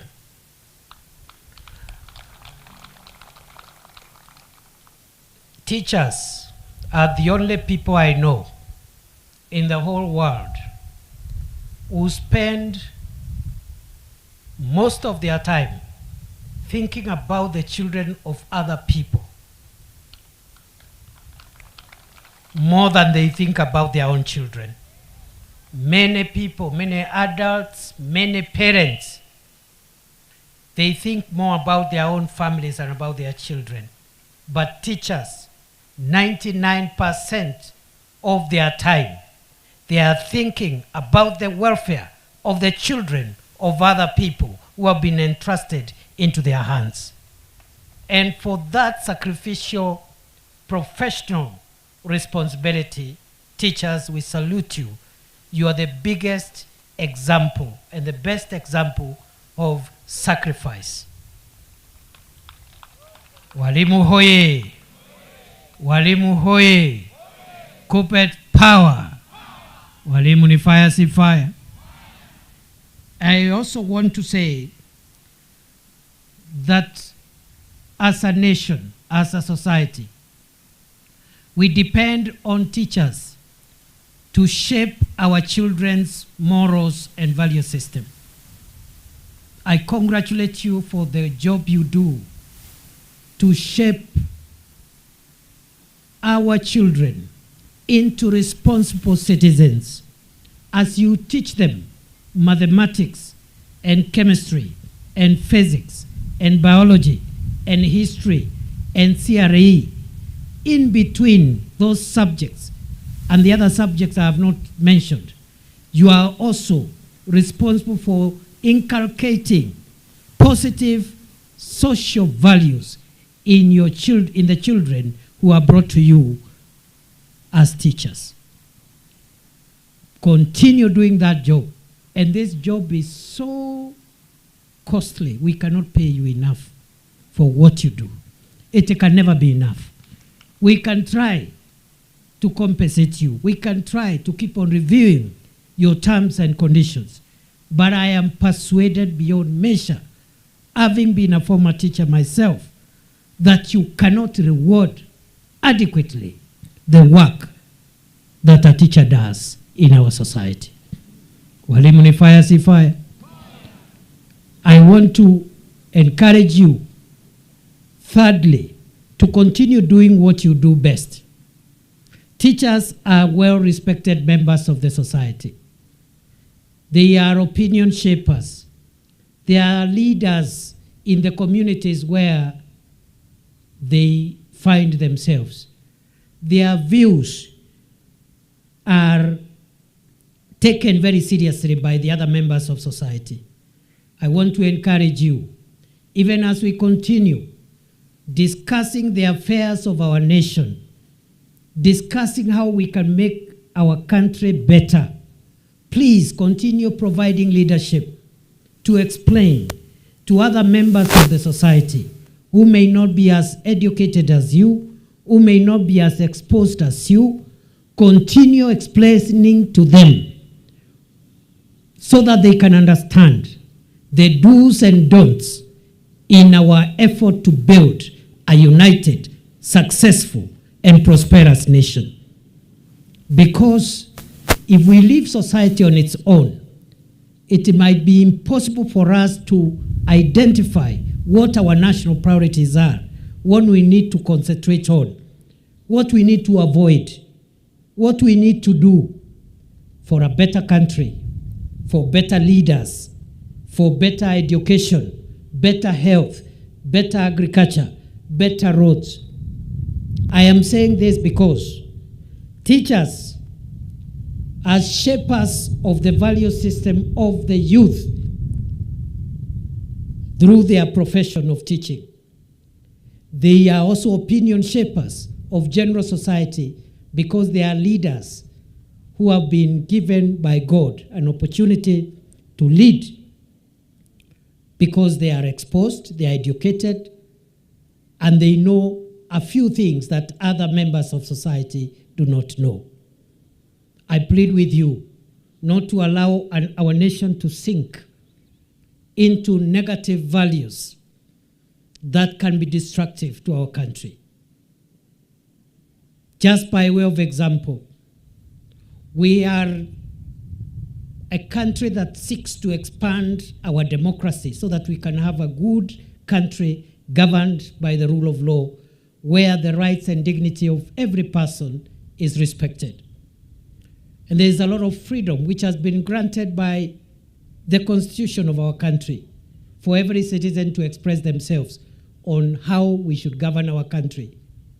It is your role as teachers to help the community to understand that in the process of exercising our democratic right of expression, in the process of seeking a better country and better governance, in the process of seeking accountability from our leaders, we should not do things that can destroy this future, the security, the stability of our country.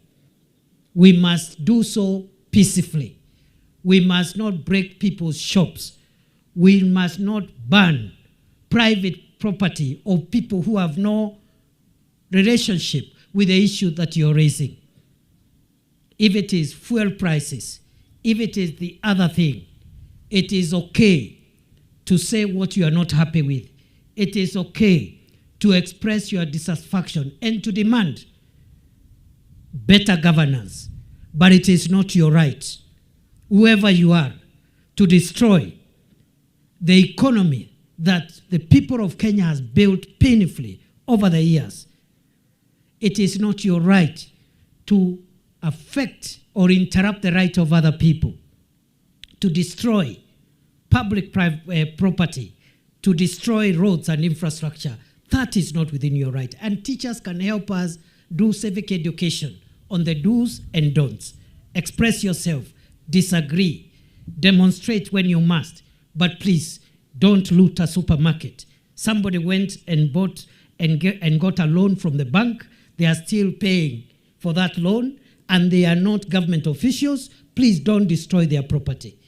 So going forward, I think we are going to rely on you as opinion shapers, thought leaders, community leaders, role models, to help not just in nurturing our children to have positive values, but also to help the society to understand what we need to do to build a better country. Walimu hoye! Walimu hoye! Number 2, because I just needed to speak about 3 points. The second issue is just to, in a summary, remind ourselves what this government has done so far to improve matters education, matters welfare of teachers, because it is good to say what has been done. And by saying what has been done, we are not saying that we have done everything. We know there are things that remain to be done, which will need to be done, because national building is a continuous process. When this government took power in 2022, the first thing President Ruto did within 100 days was to establish a presidential working party on education reforms, which was led by Professor Raphael Munavu, who died a month ago. And that was a team with representation from all shades of opinion, including teachers' unions, students' bodies, educationists, and everybody else. And because of those reforms that were recommended by that presidential working party, we have been able to achieve a number of things from those recommendations and also from the manifesto that this government was elected upon. Number 1, if you look at the overall budget for education in Kenya, you people are learned. You can find out what was the ministry or what was the education budget in 2022. It was 500 billion shillings. But we have moved that budget every year upwards. This year, the budget was 702 billion, from 500 billion to 702. Next year, it is going to be 765 billion shillings. Gradually increasing the money available to fund the sector that we call education. Number 2, we had in our manifesto and our engagement with teachers, unions, and stakeholders identified that there was a gap of 116,000 teachers. Every year we have been employing teachers to reduce that gap. And I am proud to say, until now, we have done 100,000 teachers. And after this budget for next month, we are going to add another 20,000 teachers to bring to a total of 120,000 teachers in 4 years. Every year, you people are old enough to know, before President Ruto assumed office, every year we were employing only 4,000 teachers, 5,000 teachers, 6,000 teachers at most. We've been employing many more teachers, and now we are 120, 100, and we are going to 120 in 4 or 5 years. And we want to make sure that a child finds a teacher in school. And these are both primary school, secondary school teachers. I know there are a few things remaining, and I'll talk about them because you have already made the requests on what we need to do on those who have been, some of those who have already been hired. We have built 23,000 classrooms. We have built 1,600 laboratories. We have employed 3,300 tutors for technical vocation and the TTI space for tertiary education. We have made reforms for TVET, tertiary education, which has given us a huge leap in enrollment of our children who are doing TVET education. Again, you can check the facts. In 2022, we had 297,000 students enrolled in all the TVET institutions in Kenya. That number has increased over the years. Today, it is 718,000 because we found there are more students in university than in tertiary institutions. Yet, it should be the other way around. We should have more students in tertiary institutions and less numbers in the university. That is the education pyramid in terms of, because the needs, the services that this country needs, the middle level colleges are the ones who generate most of the workforce. So the enrollment has increased at TVET from 297,000 students in 2022 to 718,000 today. We have also employed 3,300 tutors. We have also done some fine-tuning of the CBE, the competence-based education, a bit of fine-tuning here and there, because there were so many questions in 2022 that were not answered, and we are continuing that process. The process is not over. We also found a policy which was called delocalization policy, which had interfered largely with families, family unity, family harmony. And that process, we have reversed it. We may have still teachers who are serving away, but we said that teachers should be able to serve in an environment that is as close to their homes as possible. We have also done a few other things, but let me just mention so that I finish that point. We are now working on two issues, which is promotions. And when you came to State House, you heard the President's directive that we are going to review the career progression guidelines so that we compact the job groups so that you don't have to take a lot of time in one job group or so many steps along the way. And that process is ongoing. But also there's another commitment we made when you came to see the President in State House. And the directive was issued that we get money for promotions of teachers who had stuck without promotions for many years because of lack of money. In this budget, I confirm that we have factored in money for promotions. Initially, the target was 25,000 teachers. You informed the President the number was not enough, and the government now will be promoting 50,000 teachers. And some of these teachers, the last time they were promoted was 15, 10, 12 years ago. And therefore, we are doing everything possible to improve your welfare, terms and conditions of service, the number of teachers so that we reduce the workload for individual teachers. I know you still have issues that you want government to address. And that's my last point. And all the things you have raised three things, and all of them are legitimate. Those are legitimate requests coming from teachers. Number one, we need to improve on the packages that you're getting under the Universal Health Coverage Program, which is administered by SHA. We need to improve. I know the engagement is ongoing.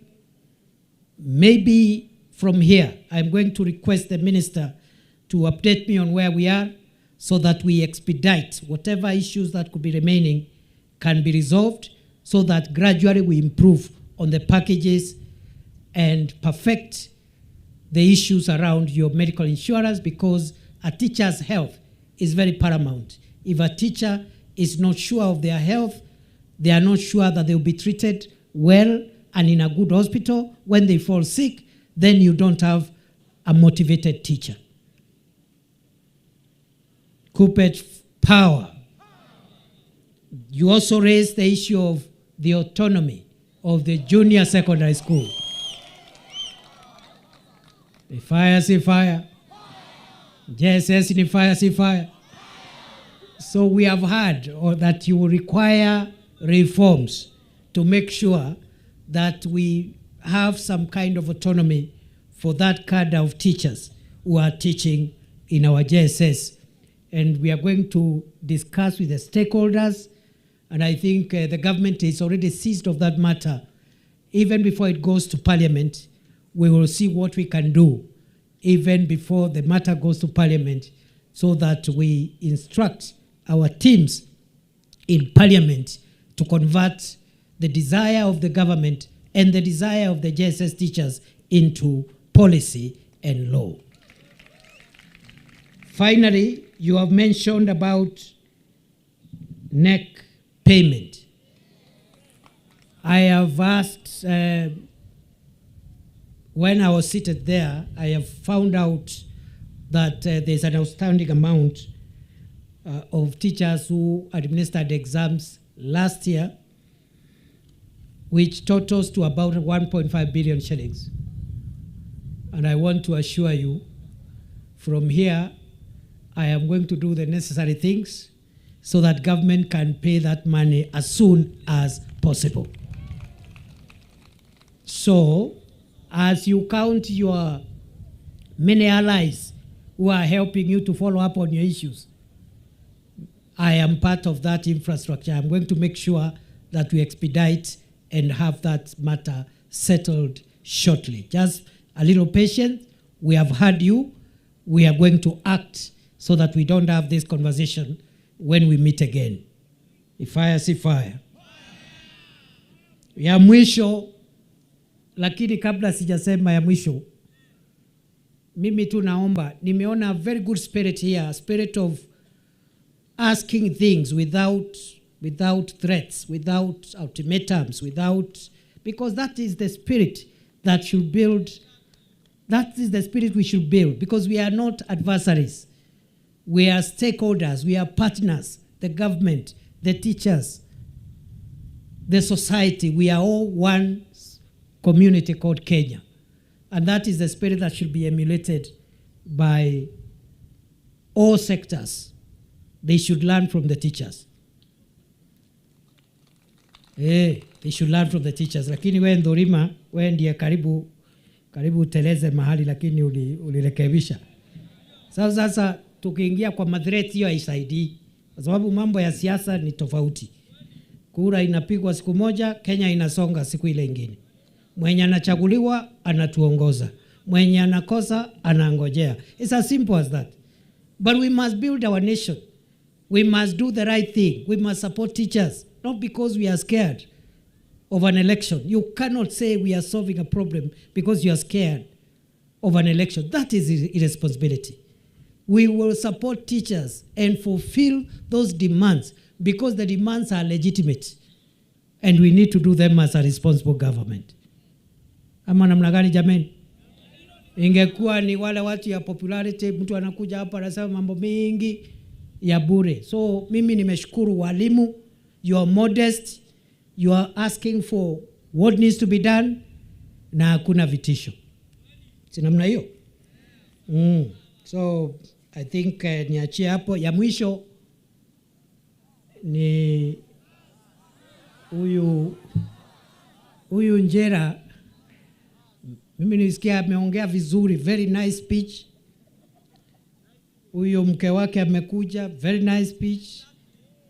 Lakini sasa wewe ndugu yangu Njira, sasa si ungesema tu bus bila kusema the type of the bus. Sasa mbona unaniweka kwa shida wewe?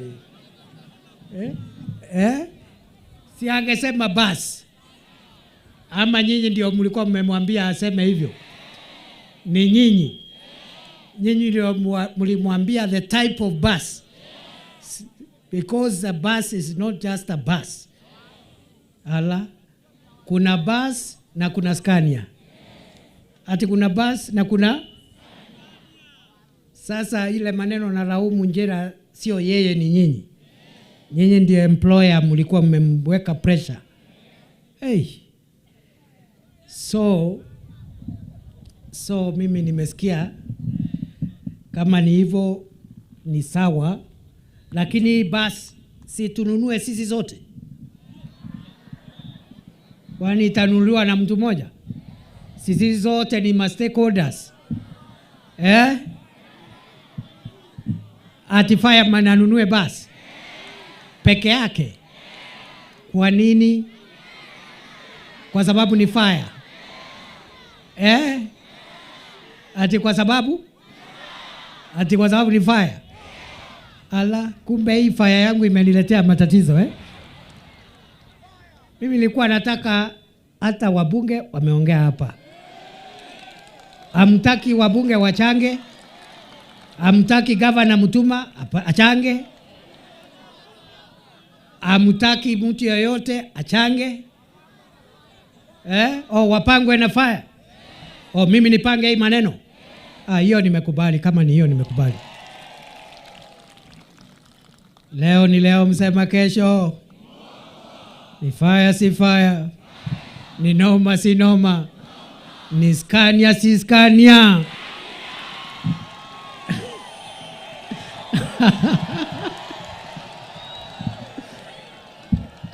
Hata nyinyi mnataka Scania hata nyinyi? Lakini mimi naona watu ya Scania wako hapa. Hawa wanataka ile basi dogo. Mko kwa Scania? Wangapi wako kwa Scania, kwa Scania, kwa Scania, kwa Scania? Wangapi wako kwa Scania, pande Scania? Na hapo Scania. Bas, sawa. Bas, kwa sababu mimi sasa, na wewe Njira, you are a very calculating man. Wewe ni mchoraji wewe, ni mchoraji. Kwanza ukachochea hao watu wakakuagiza Scania. Number 2 ukasema vile tutafanya Njira, hiyo basi tutanunua na tuanze mara moja. Tuanze mara moja. So enda utafute wale wanatengeneza bus, alafu from Monday tuanze kutengeneza.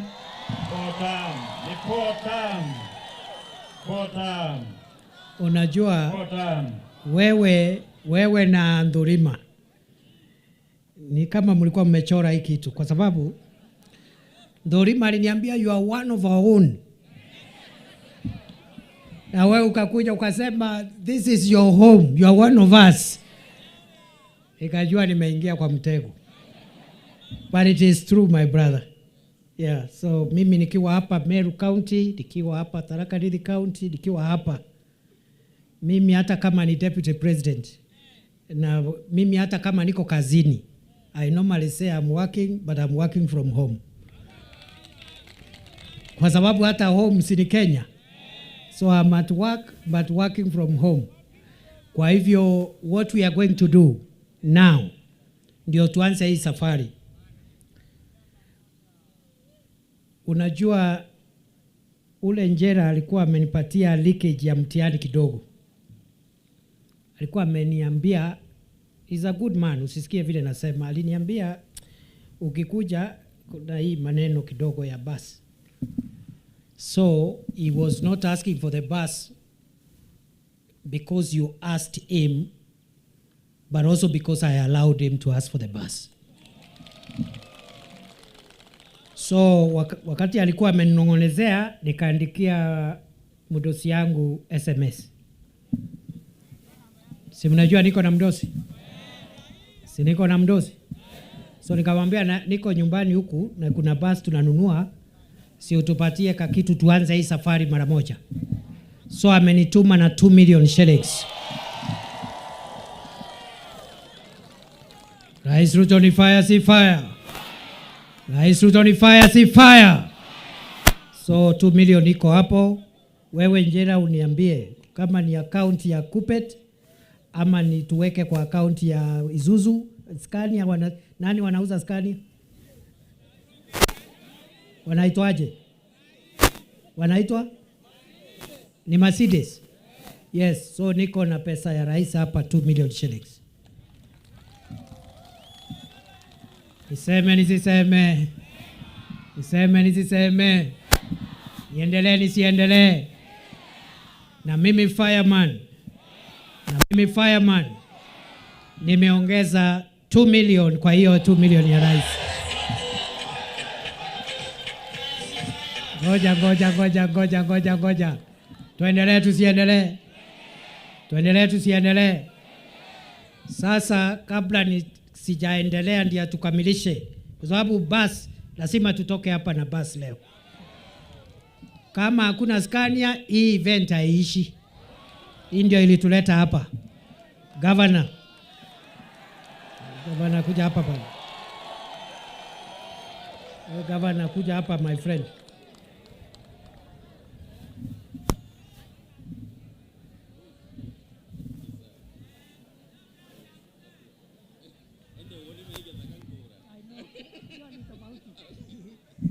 Aya, Governor riuga ni untu na kugura kithaka gatindikirie bus yani Scania, sio bus ni Scania. 500,000. Wapi wale wadosi wengine walikuwa wanaongea hapa? Wadosi wengi, kuna wadosi walikuwa na story hapa, wakuje. Hata wewe gitari mtu ya Kirinyaga, everybody, wale wadosi wale wakubwa waliongea hapa, kujeni hapa, mulipe airtime. Wezi ongea na kwenda hivyo. Huyu anaitwa Mugambire Ndekeli. 100,000. Ndurima ni fire si fire. 300,000. Huyu ni PS wetu wa cooperatives, PS Kilemia. 200,000. Ndurima niandikia hapo, niokote hii pesa hapa. Sitaki kutoka hapa. Niandikie hiyo list. 100,000. Mheshimiwa dada yangu Elizabeth Kailemia, women rep wetu, 100,000.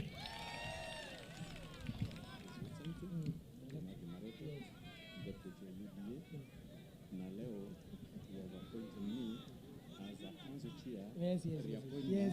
For the second term? Yes. Kenya School of TVET? Yes. Yeah, 300,000.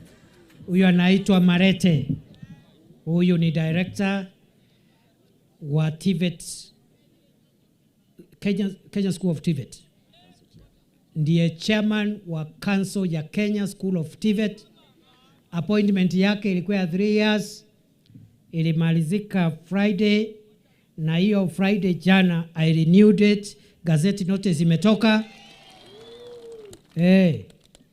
So sasa huyu ndiye chairman wetu for the second term wa Kenya School of TVET Board of Directors. 300,000.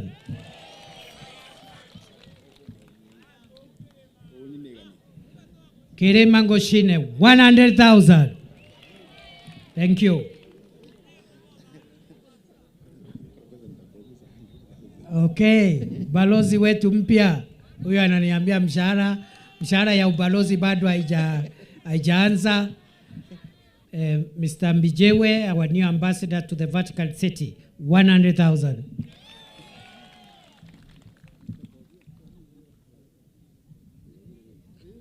Haya, Dorothy Muthoni, huyu alikuwa mtu ya Union. Huyu mama ni fire si fire. 100,000.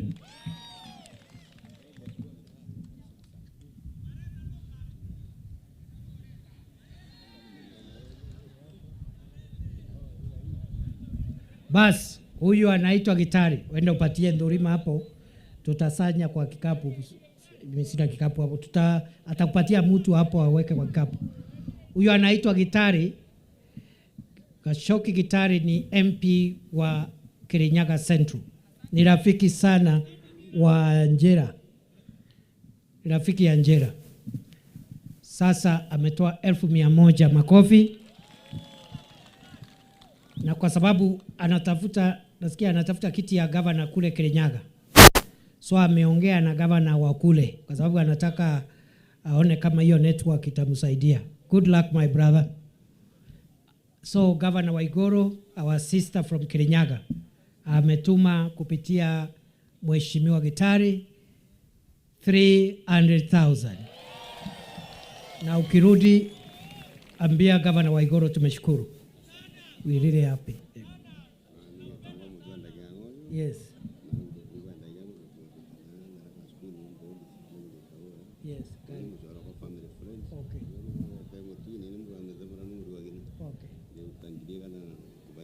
Huyu anaitwa Ben Gitonga Mutugi, ni businessman huko Mombasa wa mambo ya majani chai. 100,000.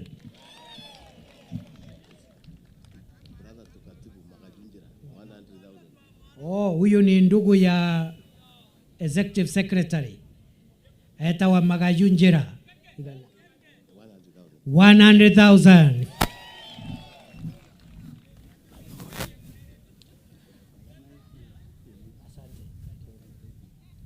Huyu mtu anauza majani chai huko Mombasa pia, anaitwa nani, majirani wenu? Huyu na Ben ni watu ya hapa Tharaka, lakini wanauza auction tea kule Mombasa. Huyu ametuletea Paul Mutegi, ametuletea 100,000.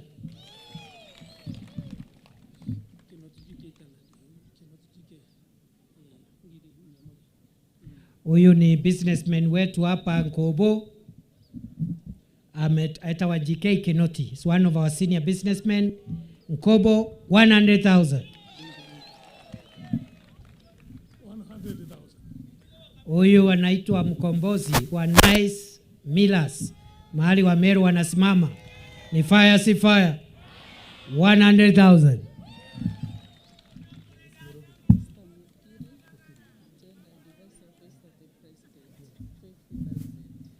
Mario etawa Esther Mukiri. She is the gender advisor, office of the president. Ni fire si fire. Naimo Meru. Umete ko Mukiri. Umete Nkobo. She is the gender advisor, office of the president. Na ndio tunasema Rais Ruto ni fire. Ni fire si fire. 50,000 shillings.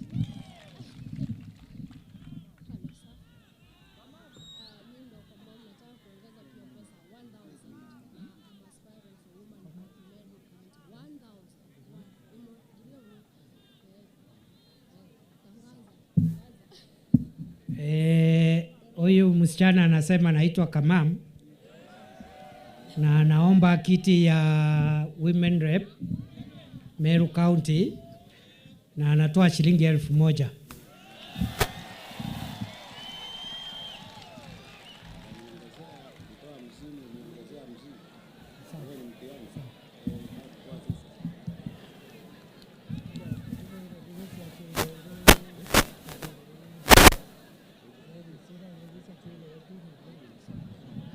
Haya, huyu anaitwa Edwin Kiongozi, rafiki yangu, 100,000. Niko na message ambayo imetumwa na mheshimiwa wetu mbunge wa South Imenti, Dr. Shadrack Mwiti, 200,000.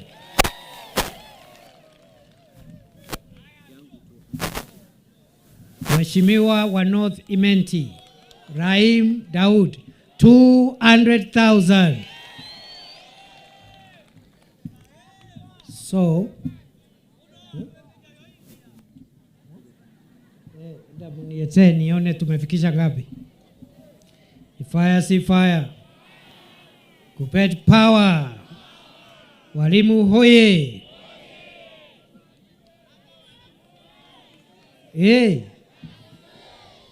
MCA ni viongozi wa mashinani, wacha tuwasamee leo.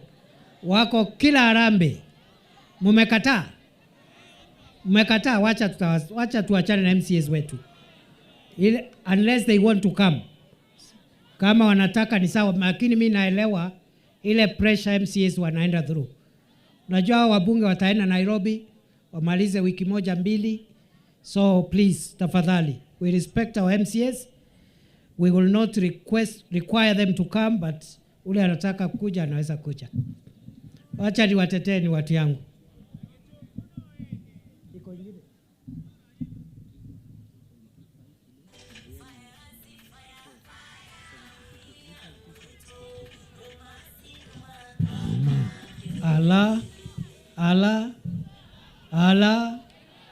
Allah ati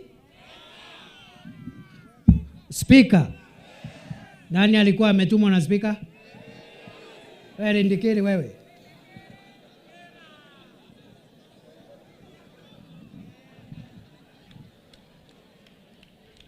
Kuja wewe.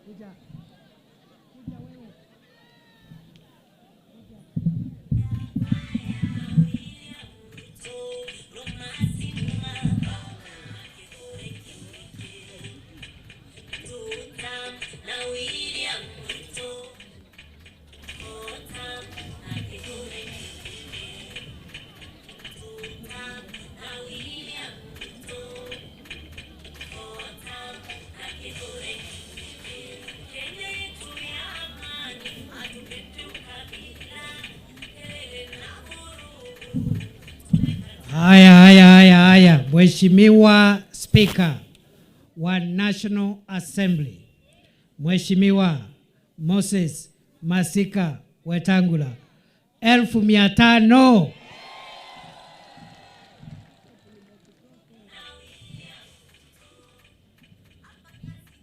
Kuja askofu.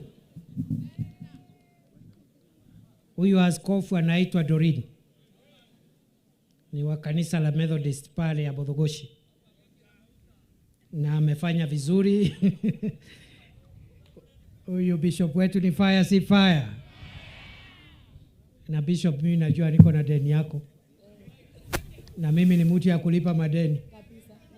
Ile deni niliacha pale ya kanisa iko njiani. Just give me kidogo nipange. Nikutafutie gari ya kuhubiri. Gari ya Injili. Ni fire si fire. Na ametusindikisha, asante sana askofu, ametusindikisha na 10,000. Tupigie askofu makofi. Thank you very much, Bishop. God bless you.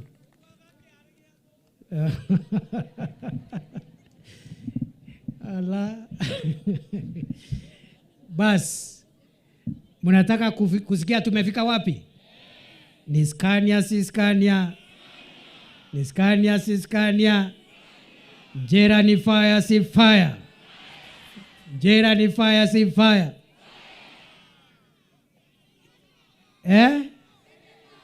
Senator. Kuna mtu ametumwa na senator hapo? Kuja.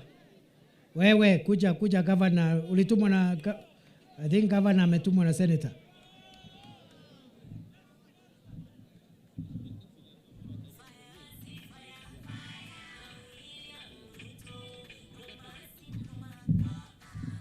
Na nyinyi mko chonjo Hakuna mtu ako na bahati hapa leo. Bas, senator wetu governor amesema atamuitisha 200,000. Nisaidie na hiyo toto. Give me that toto. Wapi hiyo toto?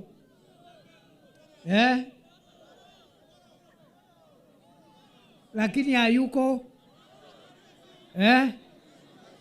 Ni sawa, nitatolea mporo wa bore 200,000 ni mtu yangu. Wapi makofi ya mporo wa bore? kwa sababu ningejua angekuwa hapa ni mtu yangu, si ni kweli? Angesema rochedha kindiki kinyato nyako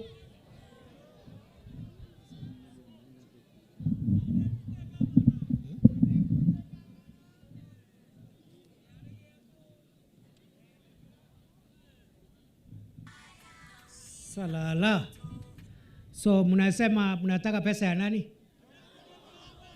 John Paul 1,100 nitamuitisha. Wekelea hapo, nitamuitisha. Nani mwingine? Oreko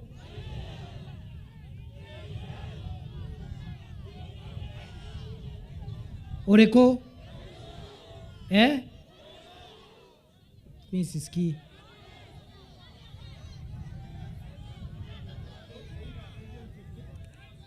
Ongeza hapo. Taitumu hata yeye nitamuitisha 100,000. Naonge John Paul. Si tuliweka John Paul? John Paul 100,000.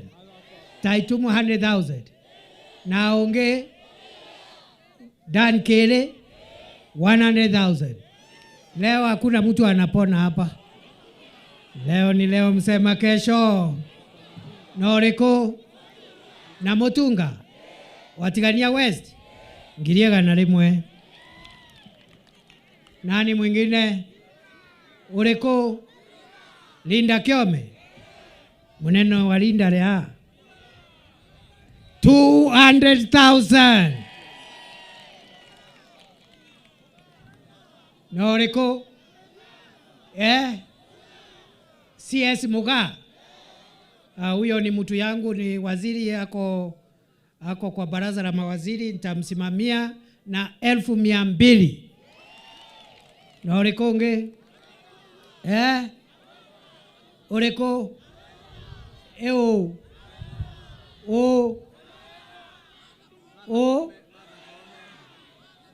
Ari Barembera Chief Justice Mother Kome. No. That is our sister. We must protect her because of the nature of the job she does. But she's a good person and she's one of us. Mother Kome ni fire, si fire.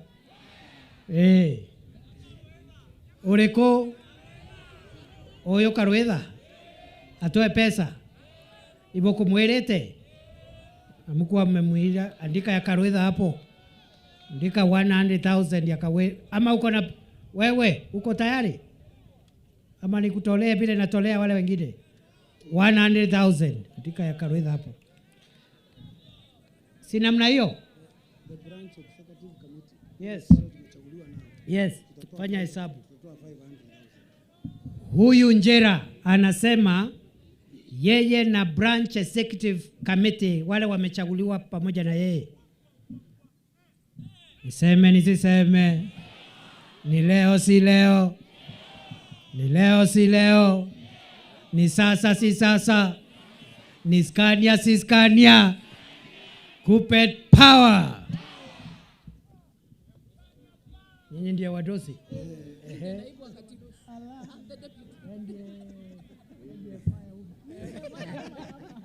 This is the chairman. Chairman, how are you?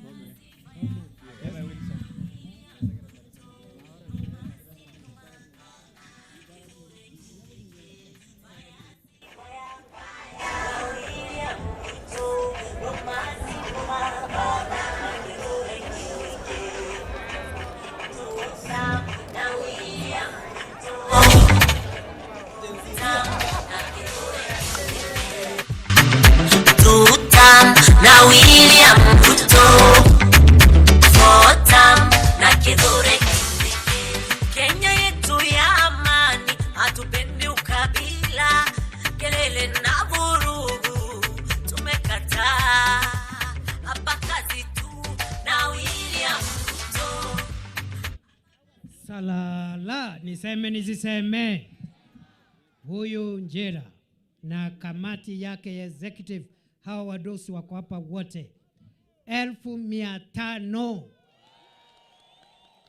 nusu milioni. Sio ni pesa mzuri jameni? Kutoka kwa hao wadosi wetu. Basi nifanyie toto sasa. Nisikie mahali tumefika. Yes, Mheshimiwa Idhiri.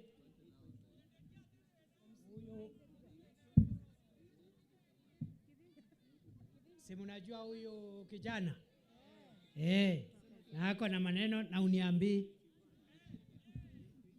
Huyu Mheshimiwa Mwenda Idhiri. Na gututindikiria na ngiri 20,000. Thank you Mheshimiwa. Fire si fire. Nipatie hesabu.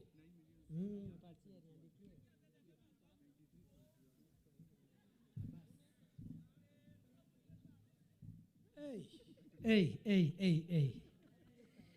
Leo ni leo, msema kesho. Tunashukuru Rais alituanzishia hii shughuli na 2 million. Alafu mimi nikasindikisha Rais na 2 million. Alafu hao wadosi wengi wengine ambao wametumana, hata kama na nyinyi mpaka mnalazimisha. Nimeshangaa kusikia hata Chief Justice. But it's okay, ni mtoto yetu. She is one of us. Haikuwa kwa madharau. It's because we respect her and we know this is our home. Bas, hiyo shughuli yote tumefikisha. Niseme nisiseme? 9,371,000. I repeat, 9,371,000. Sasa kaboti yake na kana mwefurahi. Ni fire si fire. Ni fire si fire. Sasa wewe Njira Mande, enda tafuta Scania, tuendelee. Kama kutakuwa na kasoro kidogo hapo, fireman atamalizia. Hakuna haja ya kurudi hapa. Ni fire si fire. Walimu tusimame. Noma si noma. Ni fire si fire. Wacha nione salamu. Thank you very much. Thank you very much MC. Mkutano umekwisha. It is over. Wacha nipigwe picha na hao wadosi.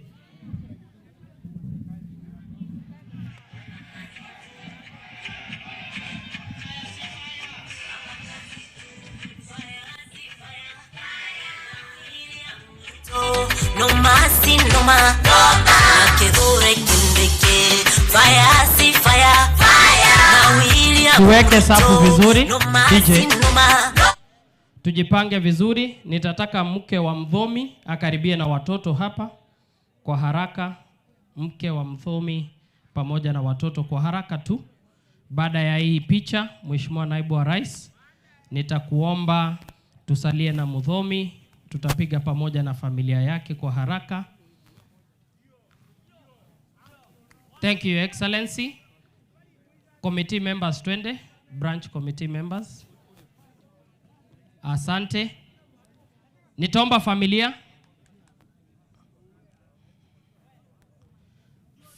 kwa jumla tupigwe, wazazi, mke wake wa Muthomi pamoja na watoto. Tafadhali tuingie kwenye picha hiyo.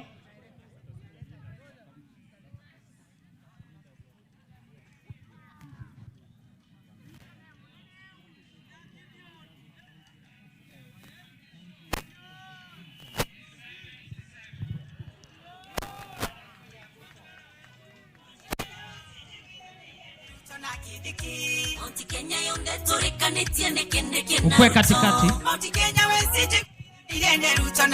Tujipange vizuri. Tuko na mke, akaribie mme wake. Tafadhali.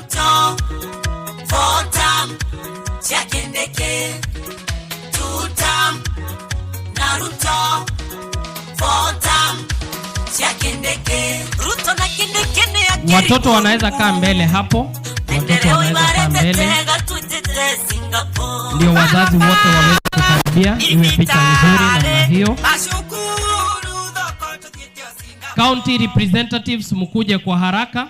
county representatives, executive secretaries from other counties. Kujeni tafadhali. County representatives. Itakuwa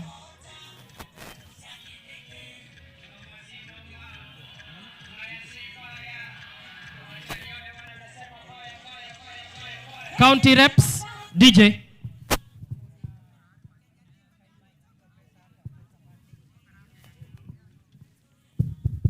Haya, bado tuko na county director ako na pesa hapa.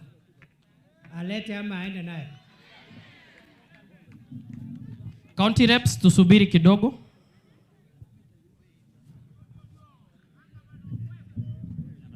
Askofu pia ukaribie hapa tafadhali kwa heshima, askofu.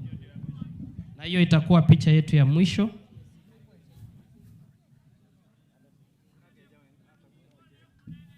This is our TSC director.